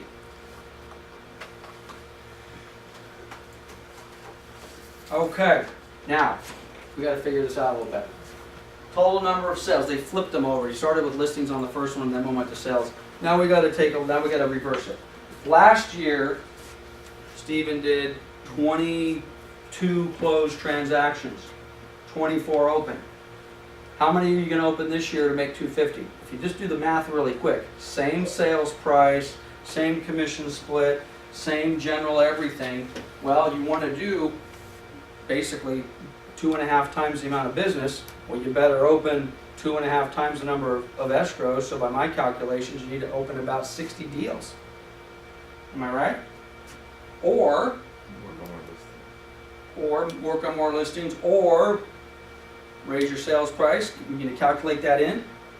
You know, we've already had this conversation. geez, I think I wanna go to the west. Prices are a little higher, commissions are a little better. Okay, so you gotta figure that out. For now, let's just say you're gonna do 60. How many are you gonna close? Now, if it's that same ratio, you're not losing. Yeah, you're not losing very many, you're gonna close 55. How many listings are you gonna do? Now again, that was only half of your, actually it was closer to about 2/3 of your pie, so you at least need to probably double your listing production. So instead of 10, you're probably gonna need to do 24. And again, you said you closed all of them. Is that gonna be the case? You think every listing you take this year will also close the way it did last year? I see a couple of people shaking their heads. I'm thinking maybe. Unless, and this would be great. I can't wait for this to happen. Are we seeing overpriced listings come to the market? Are we? I think that's a good sign. They're selling. People are hopeful. We're pricing. These hedge funds, they want to buy everything. Yeah. But if we start taking overpriced listings, is there a chance they're not all going to sell? Yeah. So anyway, honestly, I think, I do personally think if you're taking quality listings, everything you take is going to sell this year. I came in 20 grand lower than competing realtor. Mhm. The listing I got in Covina. And you got it. Yeah. Did you hear that? They said it was worth X, he said it was worth X minus 20, they gave it 10. Oh, do I still have my faux hawk on? A little bit. My hair's getting long, I have my glasses on. I got a little mohawk going here, that wasn't intentional. I'm trying to make a fashion statement. Anna, you were supposed to, tip me up here a little bit. Okay, back to business. Okay, so how many listings are we gonna take? We're gonna take, what do we say, 24? You're gonna sell, let's just say you're gonna sell 24, I don't know, okay? Wait a minute, open number of new listings, number of listings. Oh, okay, of the 24, how many escrows are you gonna open? 20, and then how many of those are you gonna close? 20? Because you're not gonna waste your time on crap, right? Listings sold, personal income, what the heck is that? Just on listings. Oh, that's the income side. Okay. So what's the income? What's that going to calculate to? We got a base we go through. I'm not going to do the math on this. You guys can do the math. But this is very simple. Who's got a calculator? Let's do it real quick. What's your average list price going to be? It was 178. We were selling. We set at 165. Does that change you? Yeah. I would think it's going to change. So what's your average sales price going to be? 225. 225. Cool. What's the average commission you're going to take on your listings? You going to take 3%, or are you going to cut it down to 2, 2.5? Well, if it's on the listings, yeah, 3%. Okay, so let's do this. Let's take whatever your number was, 225,000. Multiply it times how many listings are we going to close? 20. 20. Is that what we said? Times 20. Yeah. How many $1 million is that? Big number. 135. How much? 135. 4.5 million. 4.5 million. Times what's your commission? What are you going to take commission-wise? Total. 3, 2.5, 2 3/4. Let's say 2 3/4. Okay, times 0.0275. Equals? 0.0275. Yep. Or 2.25%, however you calculate it. That's going to be gross commission. 123 cents. $123,000. Okay. I'm not going to get into a commission split argument with Stephen right now, but let's just suppose that it was $123,000 on the gross commission side, and he's got a couple banker franchise fees, and I get a little bit. Oh, it's 250 is gross. So I guess. Forget about this. I'm not talking about that. Okay. So this is just on your listing side. So you're going to, let's just say you're going to walk away with about $105,000 of that, just on the listing side, which is about right, because we said it's about 1/3 of the business you're going to do. You do the exact same thing for the number of houses sold. On this houses sold, you said you were going to close 55. Is he going to make more than $250,000 right now? Sure as hell is. 55 deals on the selling side. Now we left the listing side alone. Now we're going to close, which by the way, we already closed way more deals than you said. Yeah. You said, actually you're closing what I said you were going to close. I said you needed to close 75 deals. Look at that. 75 deals. Okay? But you also raised your price to 2 1/4. So take 55 deals times $225,000. It's a big number. Several $1 million. 12.3. Okay, on the sales side, you're now representing the buyer. You know something I've noticed which really sucks? I'm working with this hedge fund buyer now. Remember in the old days, if you worked with the buyer, You almost always got 3% or more. Well, guess what's changed? I moved my cheese, man. That's I feel like I'm working for Fannie Mae now. You know, buying side of the transaction representing the buyer. There's nothing out there for 3% I've seen a anymore. couple 1% out Tell me about it. There's a lot of 2%. A lot of twos. So anyway, so take that number. Let's just suppose you're lucky and you get 2.5. Actually, we're for goal setting purposes. Multiply that times 0.0225. That's 2.25%. It's going to be a big number. 278, 278. Wow. Well, guess what? On this commission split, because you're going to basically bet 100%. You're going to keep damn near all of that. So you're going to make 250,000 plus 105. The way Stephen has it laid out right now, he's going to make 355,000 bucks. Woo! Based upon what you just told me. If you're going to close 55 buy sides and You said 20, 55 buy sides. I said like 60 total. oh 20 listings total. and sales. Oh. But doesn't his figures look a lot more appealing? Okay. Definitely. It, That's why I guys, went 64 it doesn't matter. You guys are going to plug in your own numbers. Okay? You're going to plug in your own numbers. You're going to the questions that you guys are going to need to answer is, what price range are you going to be selling in number one? Am I going to be selling in the 165,000 price range average? Am I going to press into a different location? Am I going to take $65,000 condo listings, Anna? Yes, she is. Because she needs to learn and she needs the experience, and that's going to possibly lead to something else. Stephen, and I don't think he would make this decision, but you will at some point decide not to take certain business, Yeah, I'll take anything. as you should. I'll take anything. Certainly won't give it away. If I give it away, I'm going to give it to somebody on the team. Okay? But you want to take inventory you can sell. If somebody came to me today and says, hey, I've got 2 acres in Roma land with a mobile home on it, and I comp it out and it's a $30,000 deal, that might be tough. But it's also tough walking away from it. Because you walk away from that deal, I refer it to Wilson. 6 months later, Wilson's like, man, thank you, dude, for referring me that. I only made $222 on that one. But you should see the business that these people have given me. I got the aunt and the brother, and they got $1 million house around the block, and yada yada, all because he was willing to take the $30,000 mobile home and run on it. It's tough to walk away from that business. I just referred a client to Anna just a couple days ago. It's a $60,000 deal. There's not a lot of money in it, but the client's great. You treat him right, you're going to sell that guy real estate for the next 20 years, right? He's going to make you money. So anyway, so getting back to these numbers, I just want to let's just for the sake of time, let's just suppose Stephen's numbers are somewhat accurate, and let's just suppose I'm only going to do half of this equation.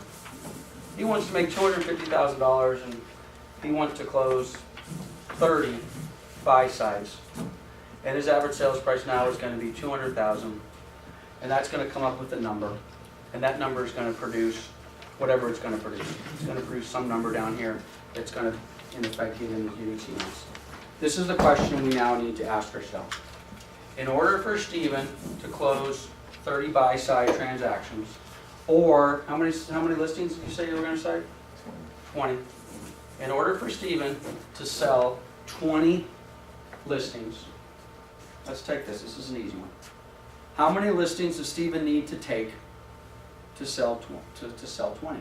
Now we've already kind of decided it's 20 or. Let's just say 19 worst case. Okay.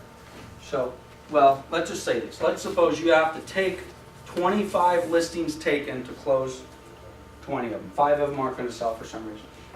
Okay. You follow me? How many appointments do you have to go on to get 25 listings? Do you get every listing you go on? Probably like 30. So you get a good percentage of it. So what he's saying, he says if he goes on 30 appointments, he's going to actually get 25 listings and close 25 of those listings. Does everybody agree with that? He's good. That's a pretty good percentage. Okay, if that's true, wonderful. Let's pretend you're not that good. Let's just pretend you have to go on 40. You're doing well better than 50%, but you're still, you know, you're not gonna get everyone. You're gonna get a little more than every other listing, which I think most of us probably would be happy with. You know, I think most people in this room, if you knew you were gonna get every other listing that you went out on an appointment with, I think we probably would be happy with that. If you can get this ratio to go on 30 to get 25, that's dynamite. Okay, guys, what's the next question? Come on, what's the next question? I need, how many people do I gotta talk to get 40 appointments? Probably like 150. 150, and if I talk to 150, I'm gonna get 40 appointments, or am I gonna talk to 150, I'm gonna get 1 appointment? 150 probably get 5 appointments. Okay, I'm gonna say, I gotta talk to 150 people equals 1 appointment. Ooh. So I'm gonna do the math on that. What's 150 times 40? A lot. Give me a calculator. 600. Calculator, please. 6,000. 6,000? That sounds right. Is that 6,000? Calculate it. 150 times 40. Come on, we're a bunch of realtors. 6,000. 6,000. Okay, so Stephen has to make 6,000 contacts to get 40 appointments, to get 25 sold, to close 20. Now you may be saying, 6,000? Who's got a calculator up? Over a year. Over a year, right? Yeah, we don't really So, work wait, together. divide 6,000 by 4.3, excuse me, by 12. 12 months in a year. 500. How many? 500. 500 a month, 4.3 weeks in a month, 500 divided by 4.3, 116. 116. 116 contacts per week. How many days are you working a week? 5 divided by 5, is it 22? 22, 23? Okay. You gotta come in contact somehow, some way with 22 people a day. That's 116 a week, that's 500 a month, that's 6,000 a year. That'll get you, 40 appointments, 25 listings, and 25 close. Everybody in this room has seen this done in one form or another, correct? Break it down to the, when you say you got to contact 6,000 people, can you do 22 a day? And how do you have to do that? In what form can you do that? Is it a lot more difficult? And you also, which is a huge question, what does that mean? Does that mean I send out 22 emails a day? Well, who has received my email blast on Christmas and a week ago? Okay, if you haven't, it means because I don't have you categorized properly in my contact management database. But I'm going to give you, some of you are going to get sick and you're going to want to throw pens at me right now. Okay?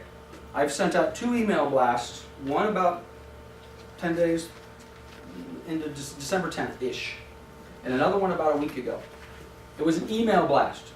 It took me about 10 minutes to type the email, and it took me about 10 seconds to hit send. This is what the email said. Some of you have seen it. Let me just pull up. The fiscal cliff thing? That's one of them. No, not the fiscal cliff. Let me pull up Debbie.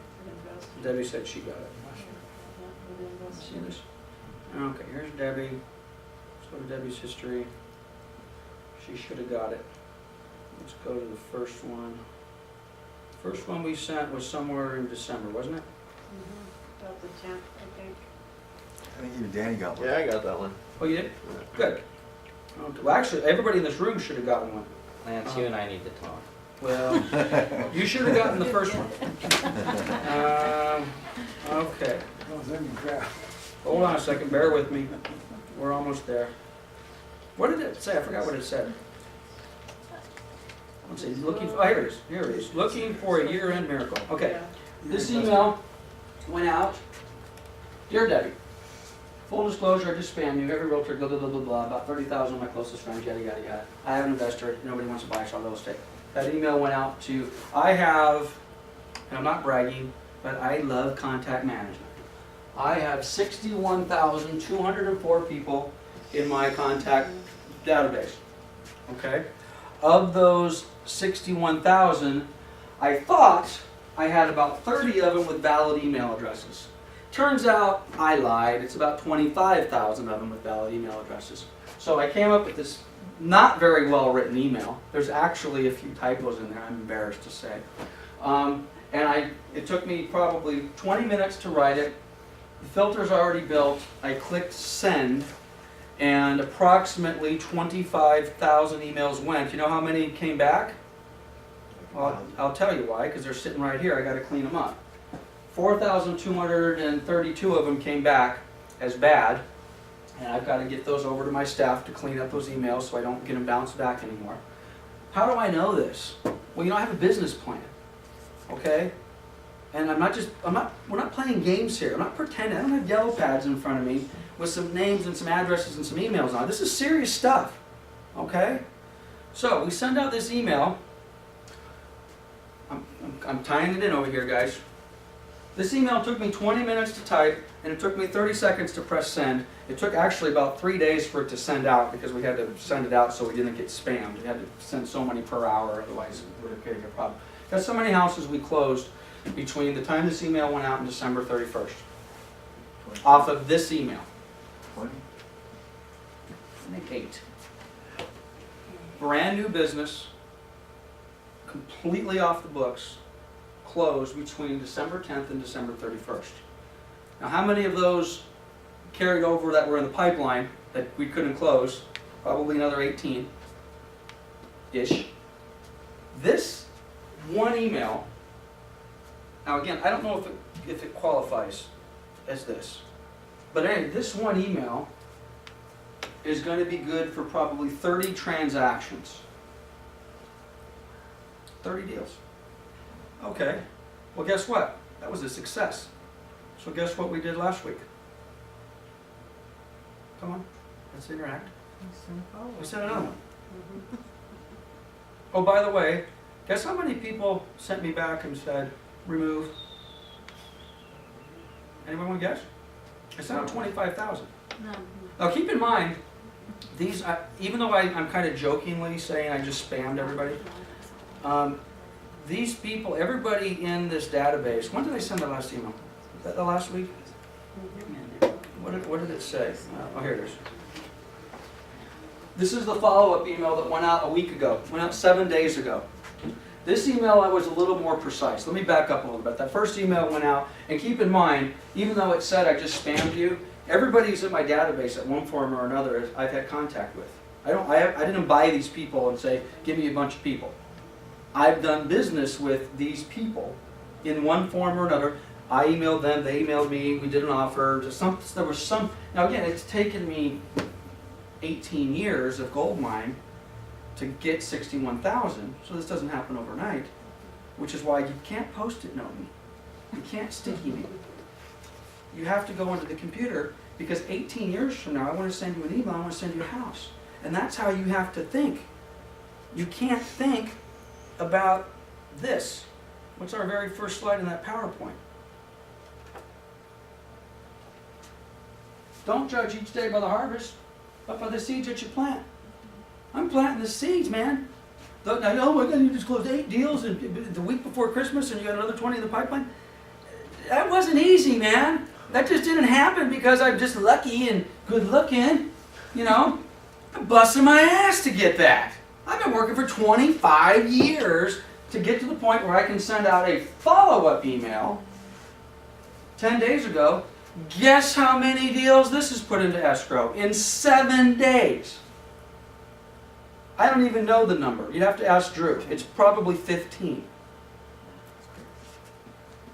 Not to mention the ones we already closed, not to mention the ones that were already in the pipeline. Now, answer the question. How many people said remove? 15?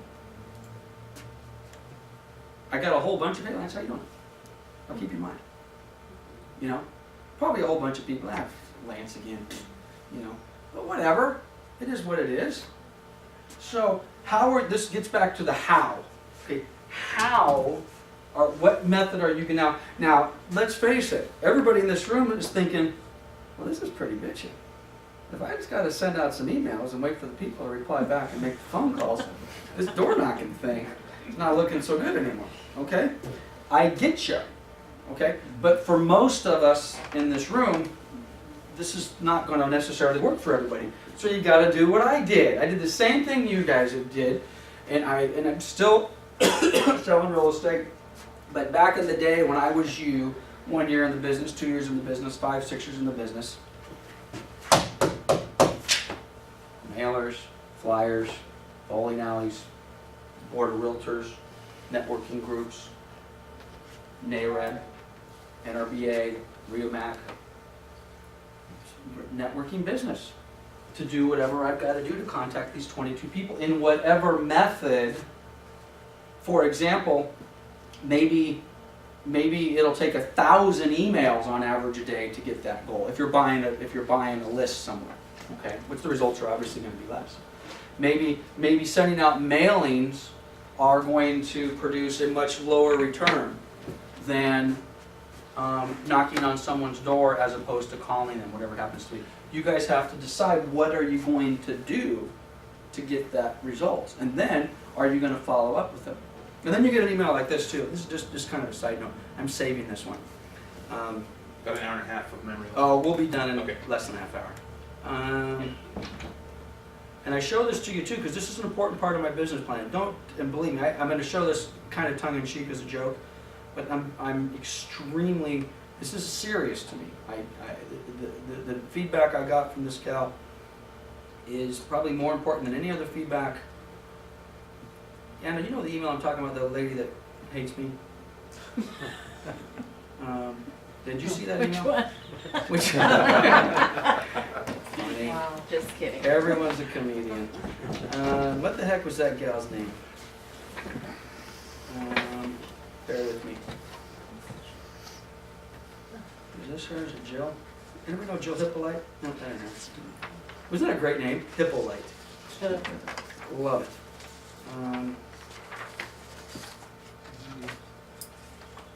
It's going to drive me crazy. Anna, go grab Drew for a second. I want to show this to you. Okay, but at any rate, getting back to the contact management side of this, if you're going to do this, and you're going to get 40 appointments and 25 listings and 20 sales, do you need a system in place? You absolutely need a system in place. You've got to have a system in place because ultimately, and most of these are not just going to be email blasts. They're going to be physical people that you're talking to. It takes time. You have to type them into the... Wilson, how long have I known you? I've known you probably longer than anybody else in this room. Wilson, this is always dangerous because I'm very truthful in everything I type. So if Wilson and I had a bad deal, I could have typed in here, Wilson's an idiot. So let's see here. Okay, my history with Wilson, at least as far as gold mine is concerned, goes back to 2000. The first time Wilson and I did any sort of business was in I don't even you remember this. You wrote an offer on a property I have on Cedar Creek, and you did that September 12th of 2000. And at 4:50 p.m. I put a note in the system I needed to call you back. Do you have any memory of that? I don't. Absolutely no idea. Okay? I saw that house there on Cedar Creek. Maybe. Well, here's another one. Let's see if we did emails back then. These are a bunch of calls. Again, this could be dangerous because I could have said you were an idiot. I do that a lot. Not with you necessarily. Okay, we did a deal on Cedar Creek. I wonder if we ever closed it. Let's go up here. Cedar Creek. Clyde, closed today. Gave keys to buyer. They were ready. Wilson's a tree. Closed today. Gave keys to buyer. They were already there and put in new carpet. Wilson! Do you remember that? You let those people move into my property. You remember that? I love this guy. I love this guy. Okay, you can't make this shit up. All right. Now this is the deal. Now I like Wilson, and William knows that. And frankly, I spent. Now Wilson didn't know it, but in October of 2000, when we're closing that deal, what is the relationship at that time to Wilson and I? I'm the listing agent. He's representing the buyer. We're just colleagues, right? Damn straight. I'm prospecting, man. I own this office. Wilson works, I think, at Remax at the time. I wanted him in this office. I gotta do a good job, I gotta take care of him, I'm gonna follow up with him. And to be honest with you, whether we realized it or not at the time, I may not even have realized it, I was prospecting for you to come work in this office 13 years ago. And we closed the deal, and you let your people move in early and put carpet. Is that cool or what? Hey, Drew, what's the name of that lady that hates me? Is this recent or? Yeah, Risa. That's as good as which one. Is it Mendocino? Mendocino? Oh, you're Janet Uribe. Okay. Oh, you guys know Janet? Okay, but again, you guys, what does this have to do with Mendocino? 1706, I think is what it is. 1677? And that's it, yeah, not 17. Okay, here's Janet. There's another nice part about contact management. I've got a property in Mendocino, we're writing an offer, Janet happened to be the listing agent. We wrote an offer on her deal, and it didn't go through. And actually, we backed out, and she wrote me this email back. And by the way, this is the second email I sent. Hey Janet, I want to buy a deal, and this is what she said. Unfortunately, I don't like the way you or your office does business. You're very unprofessional. Ouch. Okay, you're dismissed. Oh, thank you, John. One person's opinion. It's one person's opinion, but you know what? I like her. One day, I want to do business with her again, whether it's a listing or buy side. And my goal is, guys, it's the same goal that you guys should have. What does my business plan say? What do I want to do? I want to crush the competition, which doesn't mean her. Remax Time Realty. I want to crush them, which means I want Janet to come work for me at my office, if that's at all possible. And if it's not possible, the last thing in the world I want is anybody running around every time they hear my name saying, this guy's not professional. I don't like the way he does business. So, I have a goal. I have a micro goal. I have a big goal. Stephen has a big goal, but I have a micro goal. And this email is filed. I have an action on my calendar. Actually, I have multiple actions on my calendar. But if you go down here to the bottom, I have one that says follow up with her as an agent prospect. And we've already been calling her. This deal just happened 3 weeks ago. We've called her December 12th of 2011 and left her a message, and we called her again and left her a message. I'm going to call her in 3 months. And then we called her in May of this year, and she's happy where she's at. Robert called her, and we've already been working her before we even wrote this offer. Maybe the fact that we were working her influenced her to accept the offer that she did, which we subsequently backed away from, which then forced her to send me the email that I'm an ass.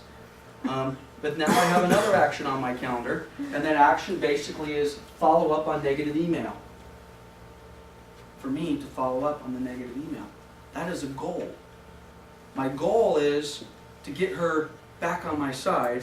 My action to achieve the goal is to call her up and apologize and maybe send her some flowers and explain to her that you're right. We didn't handle it properly. I apologize. Now she may still hate me, but that'll be step one. And then I'm going to follow up with her again. And because I'm going to send her another email.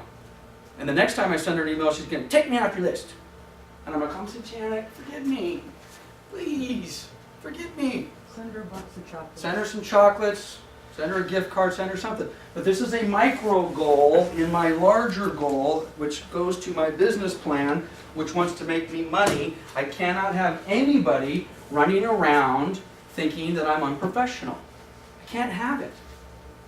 Okay, even if I am. We messed up a little bit on that deal. We screwed it up. Guilty. So, at any rate, did you have a thought or? No, you answered my question. My question was going to be, how would you respond to something like that? I'm going to own it. Well, actually, the reality is very simple. We wrote a contract, cash deal, supposed to close quickly. We had a 10-day inspection window. We went out during the 10-day inspection window. We inspected it. We don't like it. We bought a bunch of properties. There's about 5 so far that the client has said I don't want to buy.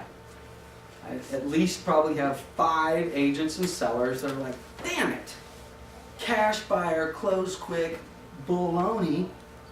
Well, I've got about another 50 that are saying cash buyer, close quick, performed, yeah, you're gonna break some eggs. They try hard not to save the deal. Maybe not. Maybe not. So at any rate, but I'm gonna own it. I'm sorry, and it is what it is, and we'll try to be better next time, and I'm not gonna make everybody happy. But anyway, bottom line, it's just my contact management system. So let's get back to this. I wanna tie you back to this.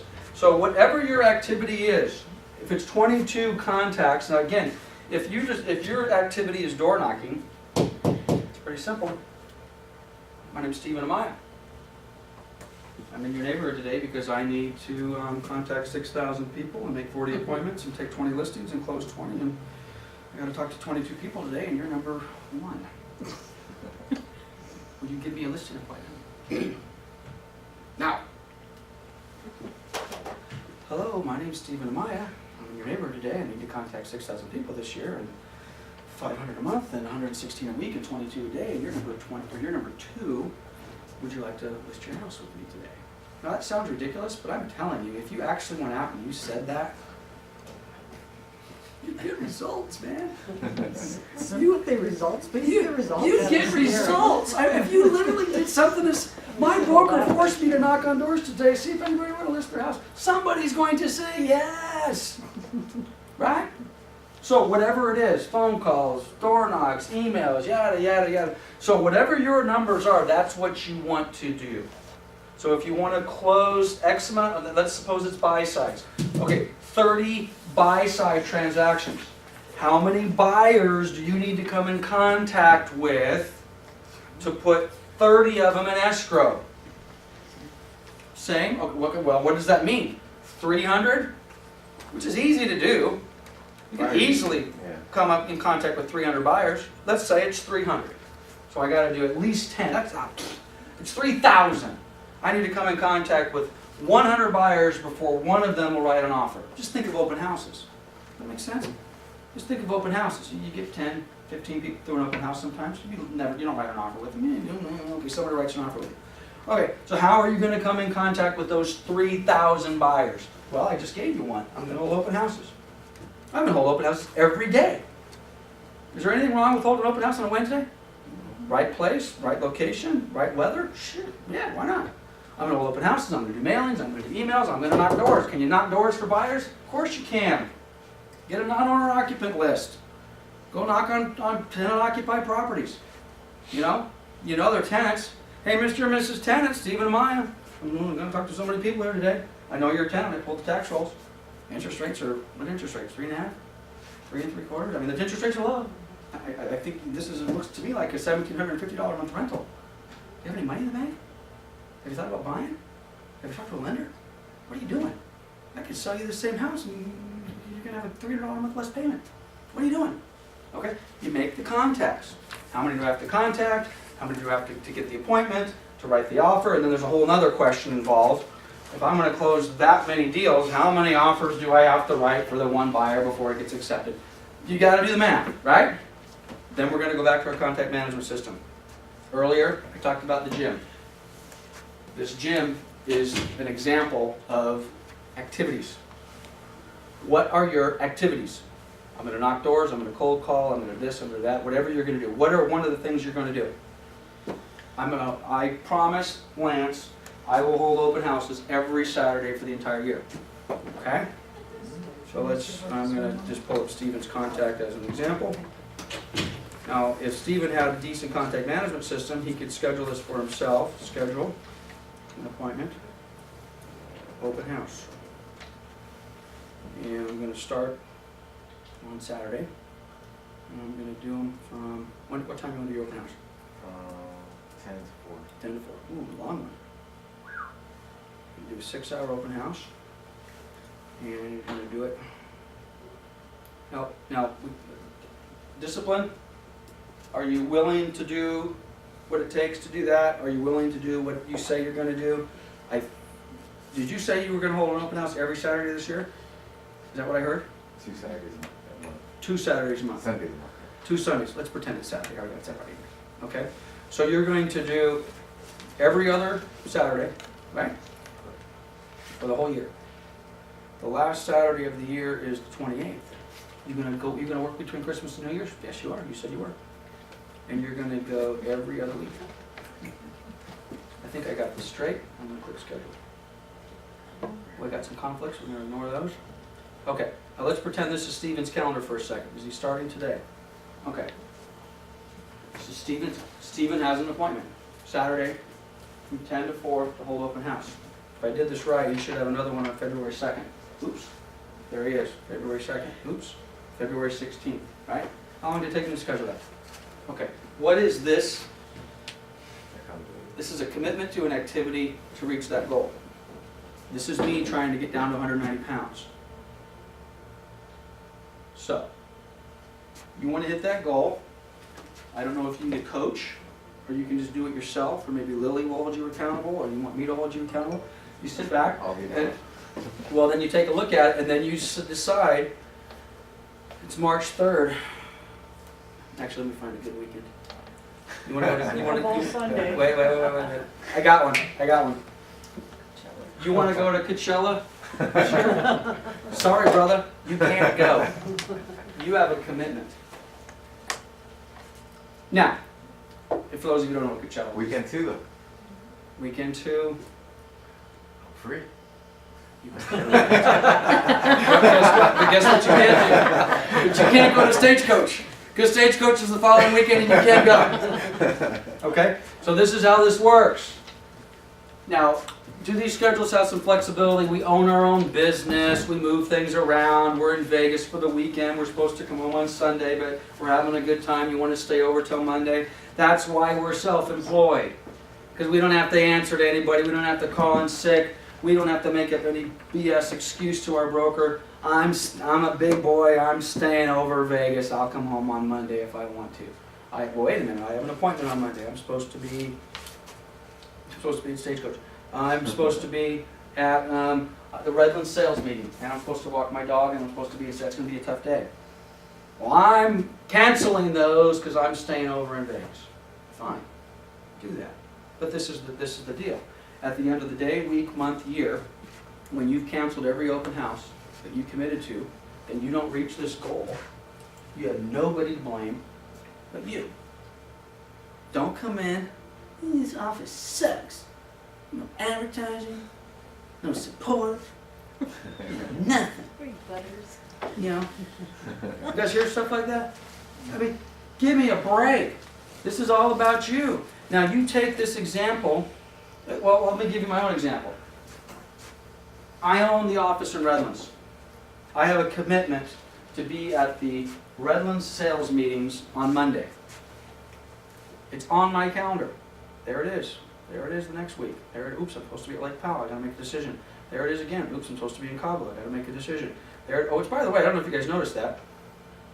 Part of the problem with new people in this business is they have no idea what they're doing. Who knows what they're doing tomorrow morning? How about next Wednesday? Most people in this office have no idea what they're doing tomorrow morning, especially brand new agents. No idea. Well, I guess I'm gonna go into the office. See what happens. You know, it seems like the air conditioner's working pretty good. Heater was working good the last couple of days. Internet's okay. Play solitaire, check on my fantasy football. If I get there at 9, 10, 11, doesn't matter. Nobody watching. Take a 2-hour lunch, nobody watches. Lance doesn't say anything about it. I leave at 2. Nobody. Anyway, I chase you guys around? Chase you around? I should throw half the people out of this office. You're breathing my oxygen. Right? You are weighing me down. You are sucking the life out of my building. Get out! Yeah. It's your business. You're going to succeed or fail based upon these activities. So I know exactly where I'm going. And if I have which by the way, is this cool or what? I get to go to Cabo. Whenever that is, May 27th, whatever. Guess who else is going? You may be going, you may not even know it, Brad. It's a Coldwell Banker thing. That's cool, man. I'm going to go down there with a bunch of other broker owners of Coldwell Banker. We're going to prospect, we're going to network, and who knows, maybe 5 years from now, I will be buying their office, or maybe better yet, they will be buying my office. Because we went and hung out at the bar at Cabo on Monday, May 27th, 2013. Is that cool or what? right? Because that's why I'm going fishing, I'm probably gonna drink a little bit and a couple other little things. But you gotta know what's in your plan. So getting back to Stephen's open houses, let's go back to his April 27th. Everything you guys do that relates to these numbers to get to those goals have to be in your contact management system. Everything. Not only your work activities, but your non-work activities. You guys saw a few of my non-work activities. My buddy runs a music festival. I put that in my calendar a year in advance. I'm going.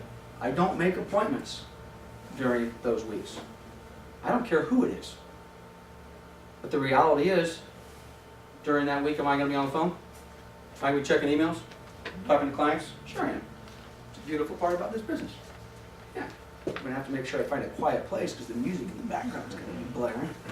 But the only thing I can't do is I can't meet face to face with the prospects. So, bottom line, when you guys are going through holding yourself to these type of commitments on your personal action plan, whatever it may be, you now have to take your plan and put it into your calendar.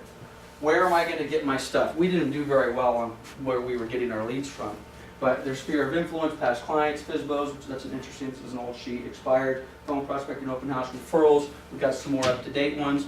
We've got our internet marketing, we've got our past clients, we've got our social media, Facebook, so on and so forth, web presence, media, whatever it happens to be. You take that, for example, Facebook. I know there's some good Facebook users in here that do business off of Facebook.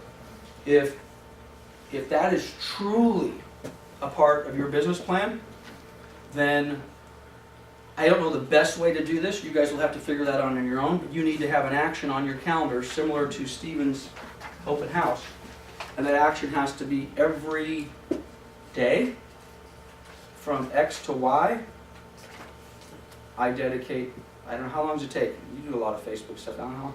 Yeah, I use Facebook more for the free contact management system, i.e. when birthdays come up, it lets me know, so Okay. I can go through. I can stay in front of my clients. How much time a day would you say you spend on it from a business standpoint? I spend probably about 3 hours a day. Okay. So he spends, now maybe it's so ingrained into how Alan does business that he doesn't have to have it on his schedule, because maybe it's just all day, throughout the day, 10 minutes here, whatever it happens to be. I would probably have to be more disciplined than that. I would have to say, if that's where I'm spending my time from 8 in the morning till 10 in the morning is Facebook time. I'm going to go on, I'm going to tweak my page, I'm going to send out, what's that one guy? I'm sure you guys are all friends with him, he's friends with everybody. Guy with the American flag behind him. Chris Sorensen. What is it? Chris Sorensen? Chris Sorensen. I don't know the guy from Adam. Okay? But I feel like I'm his best friend. You know, the more recently, I think he might have lost a couple marbles along the way, even though for the most part I think I agree with him politically and all the rest of that. But that guy is a Facebook animal, okay? There is no way in the world that he's spending 10 minutes a day. Or maybe he is, maybe he's got it so customized. I don't know whether he's getting business out of that or not, but if he's not getting business out of that, nobody's getting business out of that. Okay, matter of fact, he may be over the top. Matter of fact, over the top or getting business? He's getting business up. Okay, you would think. You start tuning people out. But he may be over the top because I'm ready to tune him out. Yeah. So he needs to filter it a little bit because for me, I'm like, okay, it was interesting and now we've gone crazy. So, no, your friend, you will block you, whatever you have to do. But anyway, point being is, if you're spending 3 hours a day on Facebook, you need to have a block of time. If you're spending 3 hours a day doing, let's go back to sphere of influence, what does that mean? I don't know, you define what you're going to do. My past clients, what does that mean? I'm going to send them stuff. You were taking candies to your past clients for Christmas No, order? baked cookies. Okay, yeah, it sounds stupid. Probably the single best prospecting thing you did all week. Lily goes, bakes a bunch of cookies. Steven's got 30, 40 people he sold houses to this year, throws them in the back of the car. Knock, knock, knock. It's me. Here's your cookies. Hugs and kisses. Love ya. Got one listing. Absolutely. Oh, dude, there's no way you got one listing off that. That is going to generate, you keep Oh. doing that. I know what you're saying. You got one listing immediately. That's going to feed this guy for the rest of his life, as long as you keep doing it. If you keep doing that year after, if you do nothing else, this is the beautiful part about this business. When you get really good at it, You don't have to fill your whole day with this. Nah, I don't need that. I knock doors every day and 3 hours a day of Facebook and cold calling and open houses. You get a client database and you do that. You do once a year. Well, let's work together on this. You may be to this point now. I don't know if you are or not, but you'll know when you are. Before the holidays, Lily bakes 20,000 cookies, puts little bows on them, and you spend 2 weeks physically driving to your past clients, because it's 20 this year, 20, well now you got 40, now you got 50. 4 or 5 years from now, you're going to have 200 or 300 or 400 people that you're going to have to drive to. It's going to take you a couple weeks. Well, no, I just do the ones I did that year plus the ones. No, you got to go to the other ones. Every year. Every year, you're going to go to them. Here's your Christmas cookies. You remember me, right? And then on Memorial Day, you're going to load up a truck, you're going to throw a whole bunch of watermelons on it, you're going to slap a little sticker on there that says Stephen Amaya, you're a realtor for life, and you're going to knock on those people's door again. Happy Memorial Day, here's a seedless watermelon, courtesy of Stephen Amaya. Stephen, you've lost your mind. Is that your big U-Haul truck out there with your face on it? Yes, it is. And then you're going to, 4th of July, you're going to go out there at 4 o'clock in the morning, you're going to have a bunch of flags, and you're going to plant a flag right in their lawn at 4 o'clock in the morning with a little flag on the bottom that says, Realtor for Life, Stephen Amaya. Your client's going to come out, and they're going to call you, and they're going to say, Stephen, you crazy son of a gun, what time did you have? And you planted that American flag in my yard 4th of July, and happy 4th of July to you, and you're a great guy. And then on Halloween, you're going to go get another truck, and you're going to fill it up with pumpkins, and you're going to go knock on their door, and you're going to say, Happy Halloween, and here's a pumpkin from Stephen Amaya. And I love you guys, and that's it. And you don't do anything else. You don't send emails, you don't call anybody, you don't door knock, you don't do squat. But 4 times a year, you make that type of contact with your past clients, you're done, dude. You will have so much referral business, you don't have to do that. Is your prospecting. If you do it yourself, because they'll love it. They'll do it yourself. You'll have so much business. I have 2 goals in this. Who's been, well, everybody in here has been here more than 2 years, right? If you're brand new, no? 1 year? Okay, 1 year? Okay. Well, you guys may have heard this already. There's 2 dates that you need to get to. You're halfway to the first one. You have to stay in this business for 2 years. If you don't commit to staying in this business for 2 years, you never should have started in the first place. So if you're thinking about getting out, you can't. You have to go at least 1 more year. Because it'll take you 2 years to figure out which end's up, which end's down. Are you good at it? Are you bad at it? Do you like it? Do you hate it? And you won't know if you like it or hate it, because in the beginning you're not making any money, which means you automatically hate it. Okay? If you start making some money, then you'll know. After 2 years, if you're no good and you still suck, get out. Okay? Now you're 2 years into it. Maybe you're still not great, but you think you like it and you've had some success. Your confidence level is boosted. You have one now. You have a new goal. Put it on your sheet. 5 years. Because if you stay in this business for another 5 years, now approximately 7 years, now you can potentially do what Stephen's done. You should have enough clients within a 7-year window. It might not be that many. You'd be amazed what you could do with 20 past clients. If you have 20 past clients and you treat those people great, and that's not a lot of deals. What are we talking about? 2 deals a year? 2.5? 3 deals a year. That is a low producing agent, guys. 3 deals a year. But if you treat those 3 people like gold, and you do that for 7 years, you got 20 people, and they will feed you for the rest of your life if you do exactly what we just talked about. They will feed you. Mike Bob is a perfect example. You think Mike prospects a lot? He hates it. I hate it. This is hard work, man. This is hard work. But if you do that stuff consistently, whatever, open houses, this, that, yada, yada, yada, you got it done. But you're never going to get it done without something like this. You've got to have a system, you know. And then the easy part is now you don't have to hit them every 4 months, although you still do. Now every month you send them your e-newsletter. You don't have to spend $75,000 in marketing because it costs you a dime. I'd probably be making way more if I had a contact management system. Of course. How long have we been talking about this? I barely got one. What happened to Top Producer? I still have it. What happened to Goldmine? What happened to Act? Are you using it? I'm using Top Producer. Right now? Like religiously. Right now. Right now. Right now. Swear to God. Swear. Hope die. Stick it in your mouth. Yeah. All right. Good. Finally, a conversion. Okay? You've got to do it. You gotta do it. Okay, so we're gonna wrap up. You guys have been great. We've got 2 hours and 40 minutes. We're gonna wrap up in the next 5 or 10. So, getting back to your business plan, let's kind of recap and let's open it up for some questions. First of all, I cannot emphasize enough how important it is to get something like this in writing with what you're going to do. And again, you don't have to get crazy detailed like this, but get the basics. What are you committing to? What are you going to, are you going to hire an assistant this year? Are you going to start using the TC? Maybe that's way too, maybe that's way beyond what you're trying. Right now, your goal is to, I'd like to close 3 deals. I'd like to get a laptop computer and a contact management system.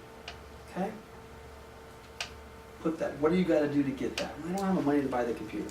How am I going to do? Well, okay, if I do this, I do this, I do this, whatever. Get it going. Start small. Put it in writing. Come ask for help. I'm the busiest, most available guy you'll ever meet in your life. The problem for most of you guys is everybody in this room tries to contact me between Monday and Friday between 9 and 5. Not as available. It's a little tougher. Voicemail, text, email. Call me after 5 o'clock. It's amazing what happens. Call me before 8 o'clock in the morning. I might pick up. Call me on Saturday at 10 o'clock. I got every one of your caller IDs in my phone. I guarantee, if you call me Saturday night at 10 o'clock, I don't know what happened to my phone. You got my phone? Drew has it. Okay. You call me Saturday night at 10 o'clock, your caller ID is going to pop up. Curiosity's going to kill me. I have to pick up. Okay? You call me Tuesday morning at 10 a.m., a little tougher. Unfortunately for me, that's a problem. Because that perception is I'm not available. You're just too busy. Nonsense. Leave a message. You know how many people call me? I can't get a hold of you. I don't have one message from you. Well, I called you 6 times. You leave me a message. You're too busy. You kidding me? So anyway, if you need help with that sort of stuff, ask me. Okay? If I don't respond right away, do what this gal does. I don't even know who this lady is. I am on a mission. What was that gal's name? Uribe? Janet Uribe. I am on a mission to overcome this email. Okay? You guys work with me, man. You're in my tree of trust. You know? If this is important to me, someone I don't even know, don't you think it's important for me to help the guys out who are already on the team? You know, taking one here, we're supporting. So if you need help with this business plan, let me know. But anyway, let's get it in writing. You've got to get yourself a contact management system, and you've got to start taking, and this, to be honest with you, this is a difficult thing to do if you've never done this before, going through all of these little things. We can sit down, there's a formula, let me give you, this is everyone take, here, pass one around. This is kind of a formula, it's a very Reader's Digest version of what we just did. What's my goal, what's my commission split, how do I pay Coldwell Banker, what's the average commission, divided by X amount of size, and it basically says this is how many transactions I need to close. So if you kind of got lost in the math, and again, maybe for a few of you this is ridiculous. Guys, I just want to close 5 deals. Okay, 5, great, 5 deals. How do you want to do it? Yeah. Did you send that Excel one I had that was live out? Actually, I have. I will forward that out. It kind of does the exact same thing. Yeah, it fills it in more popular. That Brad's talking about. Exactly. But if you need help with this, let's do it. And this is my closing statement. I gave myself this award. I think I showed this at a sales meeting. I gave myself an award about 6 months ago. I've been doing this 27 years. I do not have this business figured out even in the least bit. I think I know what I'm doing, but I got a lot of things to improve. I realized in the middle of last year that I had a problem. And my problem is I was starting things and I wasn't finishing things. Okay? So in other words, let's use Stephen's open house example. I was starting my plan of doing well, let's use my own example. Let's quit picking on Stephen. I don't know why I always gravitate to you at these things. You're just so pickable. Okay? I started out, here's my plan. It's in writing. I've proclaimed it to the world. Okay, so everybody knows what my goal is. So you see me 6 months, I'll talk no action, huh? Or I've told you my goal, my other goal. Anybody remember that one I really want to do? The bottom 1,000, man. I'm doing that. I'm telling everybody I'm doing it, because the more people I tell, the more people are going to come to me and say, hey, did you do the bottom 1,000? And when I say no, I'm going to, ah. So anyway, I've been starting things and not finishing things. So I made myself a plaque that says finish. If you've been in my office, it's hanging up on the wall, and it reminds me that we need to finish. Most of us are not good about finishing what we start. We talk about it, and this, and We get halfway through the year with a goal which is unrealistic, unattainable, because we're basically not willing to finish. So, at any rate, I'm telling you guys, this year, this is it, man. I think we are poised. Most of you have seen this.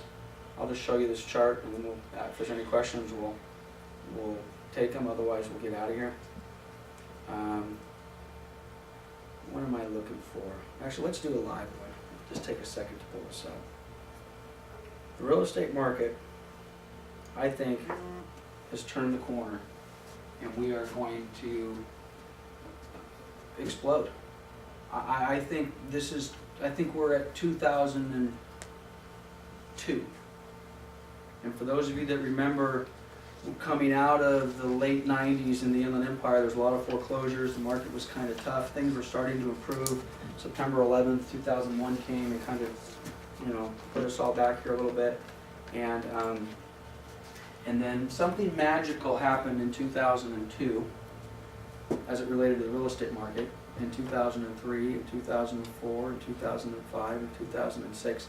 And we went on this crazy inflation bubble, which we can all debate whether or not that was a good thing to do or not. But the bottom line is, if you were in the real estate business during those years, were we making money? Yeah, we were making scratch, big time bucks. Because if for no other reason, wrong chart. The market was hot, and again, we can debate all the things that were wrong with it. So anyway, then we inflate to 2006, we deflate from 2007, 8, 9, 10. We kind of do whatever we've been doing in 2011 and 2012, and now here we are. Now we're at 2013. Most of us are like, oh, I don't know. 2012 wasn't all that great. Well, 2012 wasn't all that great. But something magical happened in February of last year. As soon as this chart pops up, you're all going to see it, and you're saying, oh yeah, I just talked about this before. And if you haven't heard me talk about it, prepare to be oohed and awed. But what happened in February of 2012? Anybody? Property values bottomed. Property values bottomed out. And if you go back and you take a look at when property values peaked, okay? I know this is a broken record for so many of you who have been through my sales meetings. Property values peaked June of 2006, pretty much everywhere on the planet, but certainly Inland Empire, Southern California, we can go debate whether it was May or August of 2006, but basically June 2006 property values peaked. Property values have dropped, and this is CRMLS, by the way.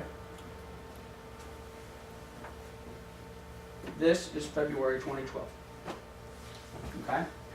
If we go back, this is 2 years. This is, this is December 2012, this is December 2010, and if we were over here, we would have been, okay, and now we've been blah, blah, blah, blah, blah, blah, blah, blah, blah, blah, blah, blah.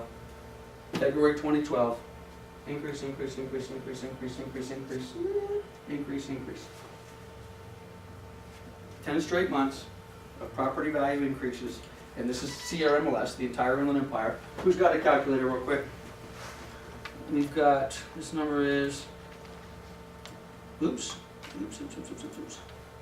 This number is 215, 269, so 270 to 215, what is that, $50,000? Right? No, $45,000? $45,000. Take 269 and divide it by, or take 45 and divide it by 269, please. And the winner is 20, what does it say? 31? 21%. 31. 31? 31% increase in property values in 9 months. Excuse me, 10 months. Now, not that I'm the smartest guy in the room, but somewhere about here, this is why I love data, guys. If you get nothing other from me, take my data and do what you want with it. Somewhere right around here, do I look at this stuff like a madman? I'm looking at this, I'm obsessed with this stuff. I'm obsessed for years with this. Somewhere right around here, don't ask me why, I've been looking at this and looking at this, and I'm like, well, actually, it's pretty obvious, isn't it? I'm looking at all this stuff. And it's not like I've only been looking for a couple months. I've been looking at this crap for like 7 years, every month, obsessively. And then we get here, and then I was like, oh, wow, look at that. Now, by the way, was I happy with the market back in February and March? No, it sucked. Very unhappy. But then we get here, and then we get here, and we're bitching about inventory levels, and things are bad, and so on and so forth. But then I stand up at a sales meeting, and I'm like, pretty obvious. Interest rates are at record low, inventories are at record low, property values are starting to gain buyers who want to buy. I say, property values get increased 50%. And if Wilson's calculations are right, I think you're a little high, I don't think it's that much. I said, back here, I said we're going to increase 50%. And every month since then, we've gone up and we've gone up and we've gone up. And I'm telling you, it ain't going to change. It is not going to change. It is our opportunity to take this real estate market by the horns, take some names, kick some butt.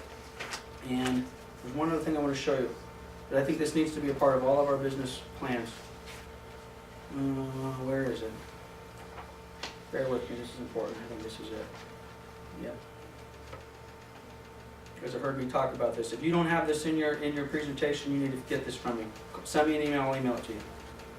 This is a presentation that and by the way, I'm not a big fan of CAR when it comes to forecasting, because the forecasts are terrible. But this is a pretty interesting chart. Is that rent?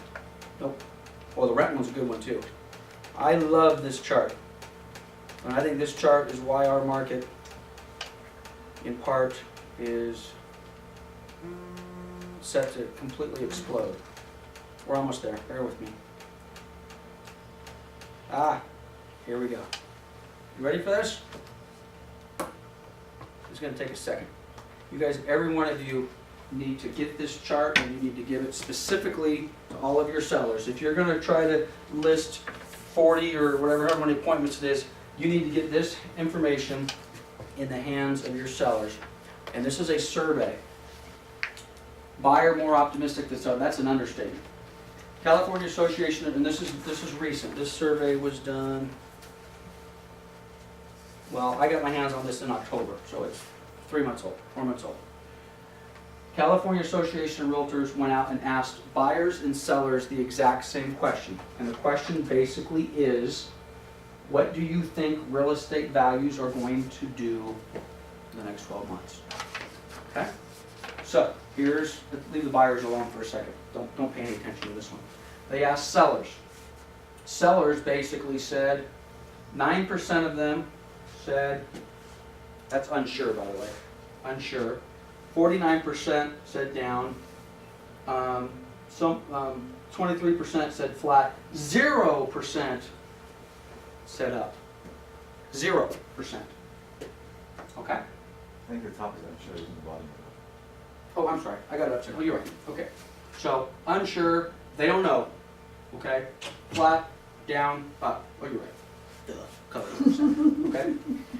They asked buyers the exact same question. Okay, now again, this is the focus, by the way. This is what we're focusing. 49% of the sellers in the state of California, as of about 4 or 5 months ago,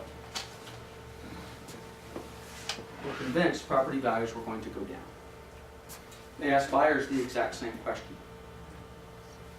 27% weren't sure compared to 0 for the sellers. By the way, all the sellers, thanks for correcting me, Steve. All of the sellers had an opinion. None of them were unsure, which kind of makes sense. If you own a house, you got an opinion. You know, it's flat, it's up, or it's down. Okay.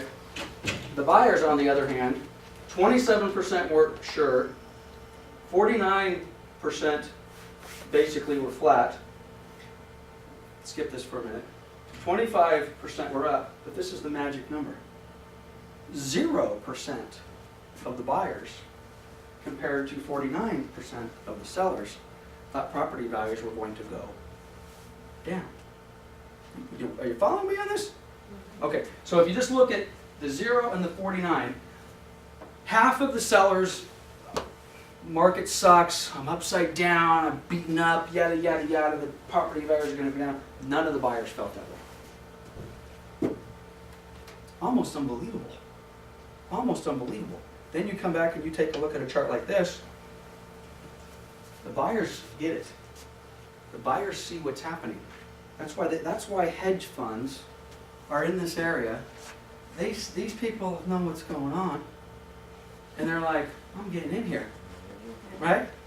And you know what's going on? We've got a lot of sellers who, quite honestly, are beaten up, they're down, they're depressed, they got their head in the sand, they've been through 4 or 5 years of just, oh my God, my house. And for a good reason, because even if property values have gone up for so many of these sellers, it's still a terrible conversation, because even if it has gone up, they're still in bad shape. That's your job. That's your job. Your job is basically, in my opinion, get this slide in the hands of these people, along with this slide that says, by the way, you idiots, property values are not going down, property values are going up. Let's get you out of here. Let's get you out of this house. And frankly, we should have got you. This is why I'm so pissed off at the government policy as it relates to this. All of these poor, oh gosh, think about this. What has been our goal for the real estate market for the last 4 years as it relates to sellers who are underwater? The stated goal of Fannie Mae and Freddie Mac and pretty much every housing policy is we are to do everything we possibly can to do what? Keep these people in their houses. Have we done them a favor? In most cases, not, because now their house was this, their mouth is, maybe they got a modification, maybe they did it, the whole thing's a disaster, they're tied into property. In my opinion, all of these people would have been better off going to foreclosure or doing a short sale 3 years ago. Values would have been here, and now guess what those people would have been? They'd now be buying over here. But guess what's going to happen to these poor people? Now the market's going to come up a little bit. Maybe we're going to save them from a short sale. How quickly are they going to be able to rebuy? A year, two, three? 3. Okay. What's going to happen? What's happening? Prices are going up. They're going to go up. They're not going to be able to afford to buy the damn house anymore. And we fooled around for 4 years because we were doing everything we could to keep these property people in their house. And it's been a gigantic disaster. So, put that into your business plan. Property values are going up. We need to let the buyers, the sellers, and buyers already know it. Buyers get it, right? We don't have any problem with buyers.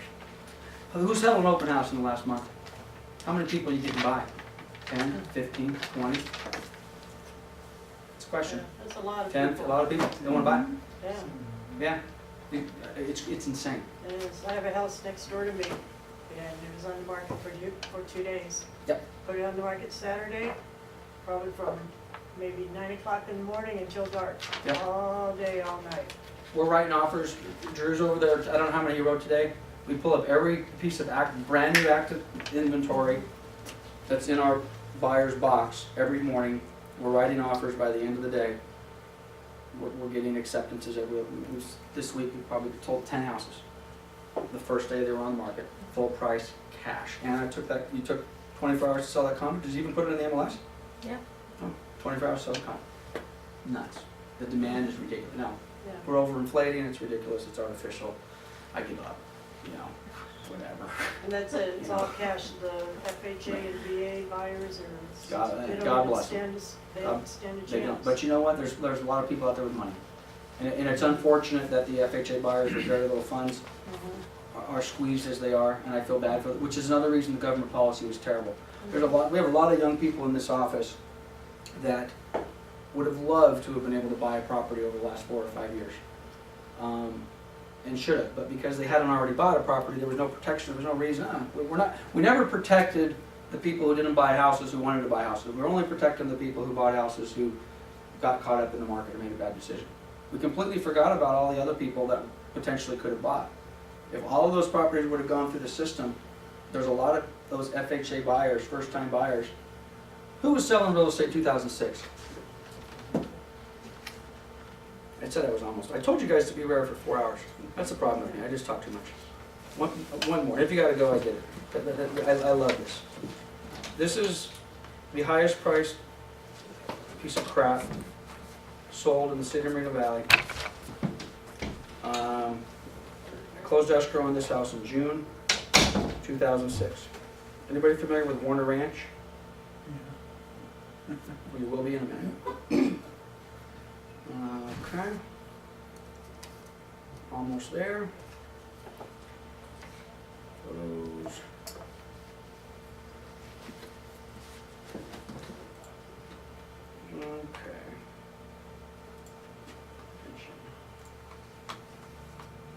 Oops, sorry guys.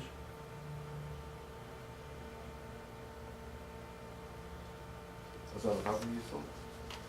These are every property that we've ever sold or managed is, well, you'll see in a minute, these are all photographs. You can't buy this information. This information, well, I'll tell you, we'll count them up here in a minute. Here it is. Are you ready? Ta-da! Okay, if you're not familiar with this picture when it loads, we're in Moreno Valley. We're at the corner of Paris and Fillory. We're making a left. This is on Gentian. Mhm. I sold this house in July of 2006. That's built in 1950-ish. You guys familiar with the neighborhood? These houses are made of cardboard. I'm not kidding you. The ceiling, there's no insulation, and it's like cardboard. The lowest quality piece of crap you could see. The inside of this house, you've seen the outside? Let me just give you a taste, just so you get a flavor of how nice the inside was. Let me show you this high quality kitchen.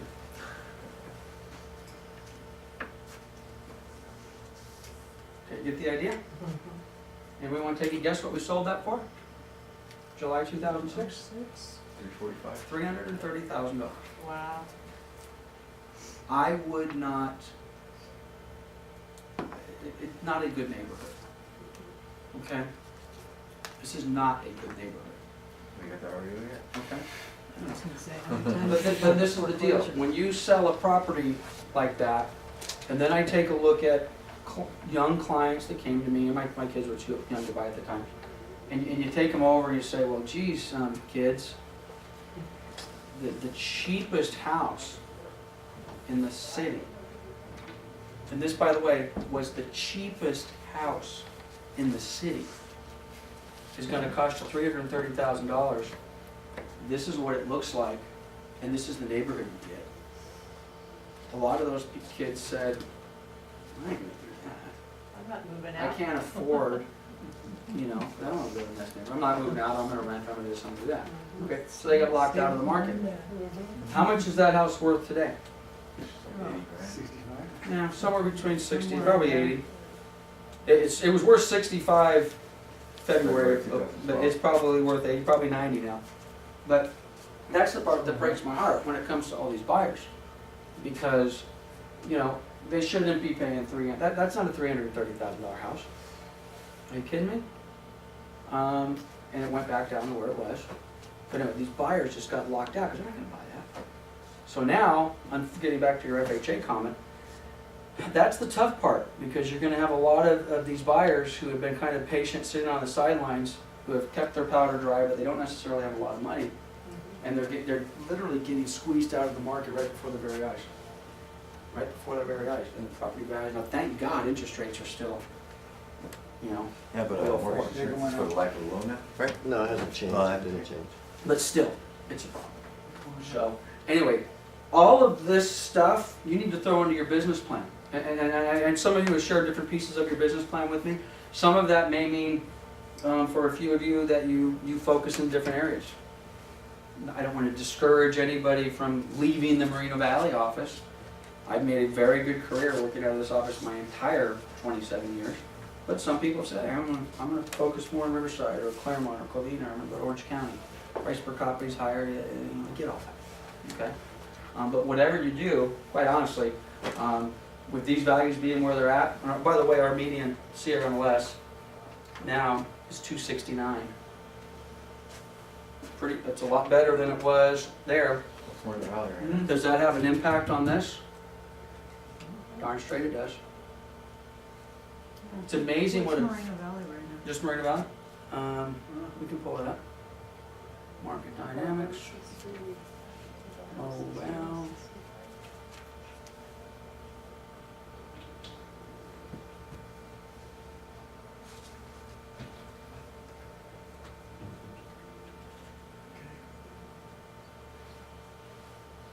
Okay, here we go. There's no doubt. But one thing, I mean, on a macro number, I'm going to give you guys the office number, share a little bit of my goals for all 5 offices. I told you earlier, In 2011, we sold about 925 properties. In 2012, the number is 930 properties. I mean, literally 5 properties different, okay? The prices basically were flat. The median price was basically flat for that entire period of time. I've got costs so skinny right now, it's not even funny. So there's 2 parts of my business plan as it relates to property values and unit sales. You guys need to factor them into your own business plan. Stephen was talking about average median sales price like 175, 160, whatever it happens to Last be. year was, yeah, 170. Last year, okay. As property values go up, well, heck, a 5, 10, 15% increase in property values, well, that's money in your pocket as long as we're not cutting commissions, okay? And then unit sales. So for the 5 offices, I think I'm being conservative. But these are 2 numbers I have in my business plan for 2013. Sales price increases across all 5 offices, 30%. And I'm talking 30% from January 1. From today till December 31st, I'm thinking we're gonna see a 30% increase. And again, I'm talking Inland Empire market. If you look nationally, you're gonna hear different things. Look state, you know, that's not gonna, I think we easily have a 30% increase in property values from where we're at today. What does that do to the bottom line? Bring it up. And I think unit sales, I'm thinking unit sales are gonna increase by 20%, which for a lot of us may not be enough. When you look at how many, and this is gonna tell us here in a minute, how many properties are for sale, units could increase, unit sales could double. And I'll show you why. I mean, this is Moreno Valley. Again, here we are in February, bottom. Looks like we retraded a little bit in December, but the trend is still up since February of last year. February 2012, the median was 142 compared to 160, what's that say? 168? 168. In November was a little higher, was 170. You got to be careful. These are median prices. They tend to adjust a little bit, but still, that trend is up. That's going to continue to go up. This is one reason, again, I'm thinking 30% increase in property values. Now again, I'm talking this, we don't even have a chart up yet. From this, actually I guess we do. From 160, so what's a 30% increase on 168? 30, 40, about 200. Okay? Then we get to the end of the year, median sales price in the city of Moreno Valley will be 200. Do you guys see that happening already? I do. Because I'm selling stuff to these hedge fund buyers. Andretti, 165. If I can sell Andretti for 165, I can sell mine Sunny Ranch for 2.25 all day long. Small ones. It's going back up. And then from a unit sales standpoint, I love this. Are you ready? Okay, now we hate this chart because it's down, down, down. If you guys aren't familiar with seeing these, the red bars are active listings every month. Do we have an inventory problem? Yes, we have an inventory problem. It's never gotten worse. Take a look, let's put some numbers on these. Okay. For sale, under contract. Okay. December, this is 2 weeks ago. Now again, there was 333 properties for sale in the month of December in the city of Moreno Valley, but that was a property that was actively on the market for at least 1 day. If we ran the number on the last day of the month, which is on here somewhere, I'll tell you, remember 333, we're gonna come to a different number. 139 under contract, 146 sold. As you can tell, these numbers have been getting, from 2 years ago, we had 1,400 houses for sale in the city for at least 1 day. You kidding me? Properties under contract, 172, okay. Units sold. You ready? 2 years ago, we sold 249 properties in the city compared to 143 properties in the city. That's a 70% drop, or it would be a 70% increase if we went back up to 250. Back in the old days, I'll show you one other thing. Remember this number, 333? If we go to sales rate, properties for sale on the last day of the month in the city of Moreno Valley on December 31st, 2012. Listings that were active status in the MLS, 151. That number has progressively gotten smaller and smaller and smaller and smaller every single month for the last 2 years. Okay? Now, why is that important? Property values are going up. In theory, that's going to unlock some of this inventory. And frankly, banks are foreclosing. Fannie and Freddie are foreclosing. We got a new Freddie assignment yesterday. We were getting Fannie and Freddie assignments between between Thanksgiving and Christmas. Not a lot. If you read all the blogs, what the foreclosures have what? Gone away. There are no more. Let's put it in perspective. They're significantly less than what they were, but there's going to be plenty. Okay? Going to be plenty. But if you take a look at this, if we were to take this chart, who was doing business in this town 10 years ago? Okay. Who worked in this office 10 years ago? 7 years ago? 8 years ago? Debbie was here. I did these classes all the time. How many properties, on average, were for sale in the city of Moreno Valley 10 years ago? The answer is between 1,800 and 2,000. And it had been that way ever since I got into business. I've been running these numbers for 20 years. Okay? There would always be between 1,500 and 2,200 properties for sale on the market at any given time forever. Okay? Literally, granted this number is a lot smaller, but even if you go back 2 years ago, 1,200 properties, today that would be a flood. Okay? We were selling, on average, 300 properties per month, every month, from the day I came set foot in this town. Not this office, the entire city. So if you went back 87, 88, 89, all the way up until even the booming market of 2006, and you just isolated Moreno Valley, it was about 1,800 properties for sale total, and about 300 houses a month sold every month total. All offices, all property types. Okay? For 15 years, 20 years. That was the absorption rate. And by the way, if you do the math real quick on that, 300 a month out of 1,800, divide 300 into 18, 6 months supply. Is that somewhat normal? 6 months supply? That would be considered a 6 month supply of inventory. Okay? So when you look at this number, can this city absorb 300 sales a month? Damn straight it could. So when I talk about just a 15-20% increase in unit sales, I think we could double unit sales. I don't know if we can do it as an office, but I know you guys can do it individually. And frankly, for most people watching this video or sitting in this room, that's not going to be much of an effort. Because the majority, Stevens had a good year, and he's got some numbers to brag about, closing 30 deals. That puts him in the top 5%. Most of the people watching this video, 0, 1, 2, 3 deals in 12 months. So doubling that number, frankly, it doesn't matter what the market does. You just do this stuff, you'll triple that number. You can easily do 6 to 10 deals, irrespective of what the market does. Okay? But frankly, I think the market's going to take care of it for you. I think when these numbers start to increase, as these prices increase, go back to the chart. As these prices increase, this chart's going to change. I don't know if it's going to happen in January, but if it doesn't happen in January, it'll happen in February or March, and this red bar is going to start to go back the other way. If for no other reason, it's a safe bet. It can't get any lower. Can it?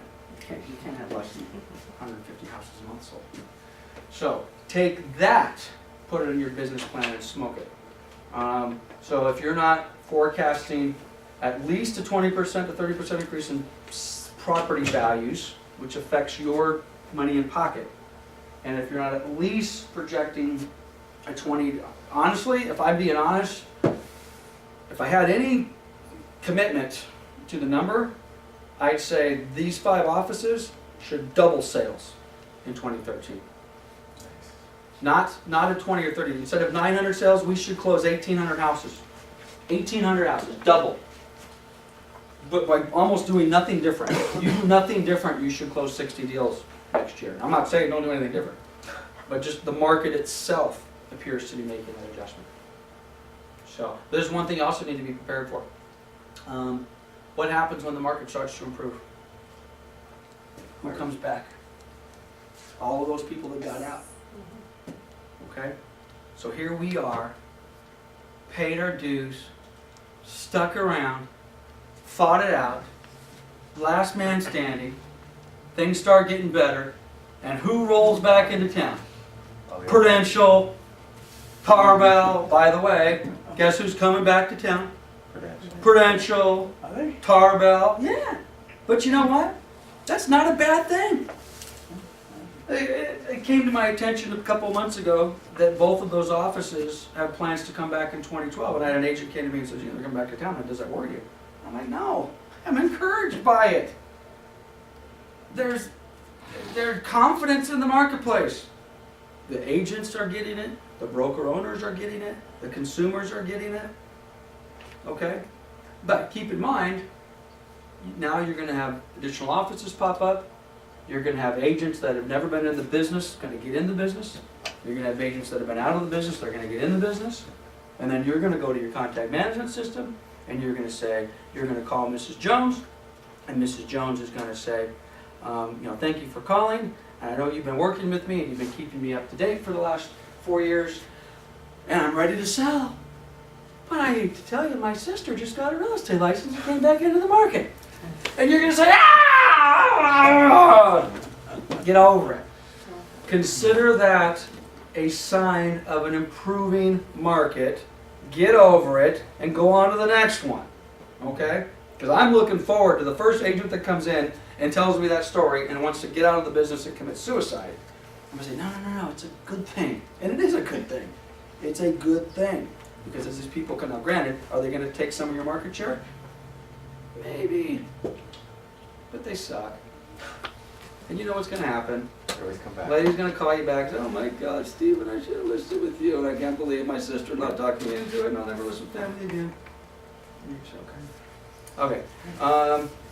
We are done. So hopefully you guys got some value out of that. We'll have it up on the YouTube channel and you can watch it at your leisure later. I do recommend you watch the one we did a year ago. And if you want some one-on-one time, call me or send me an email. All right? Good job, guys. Happy New Year.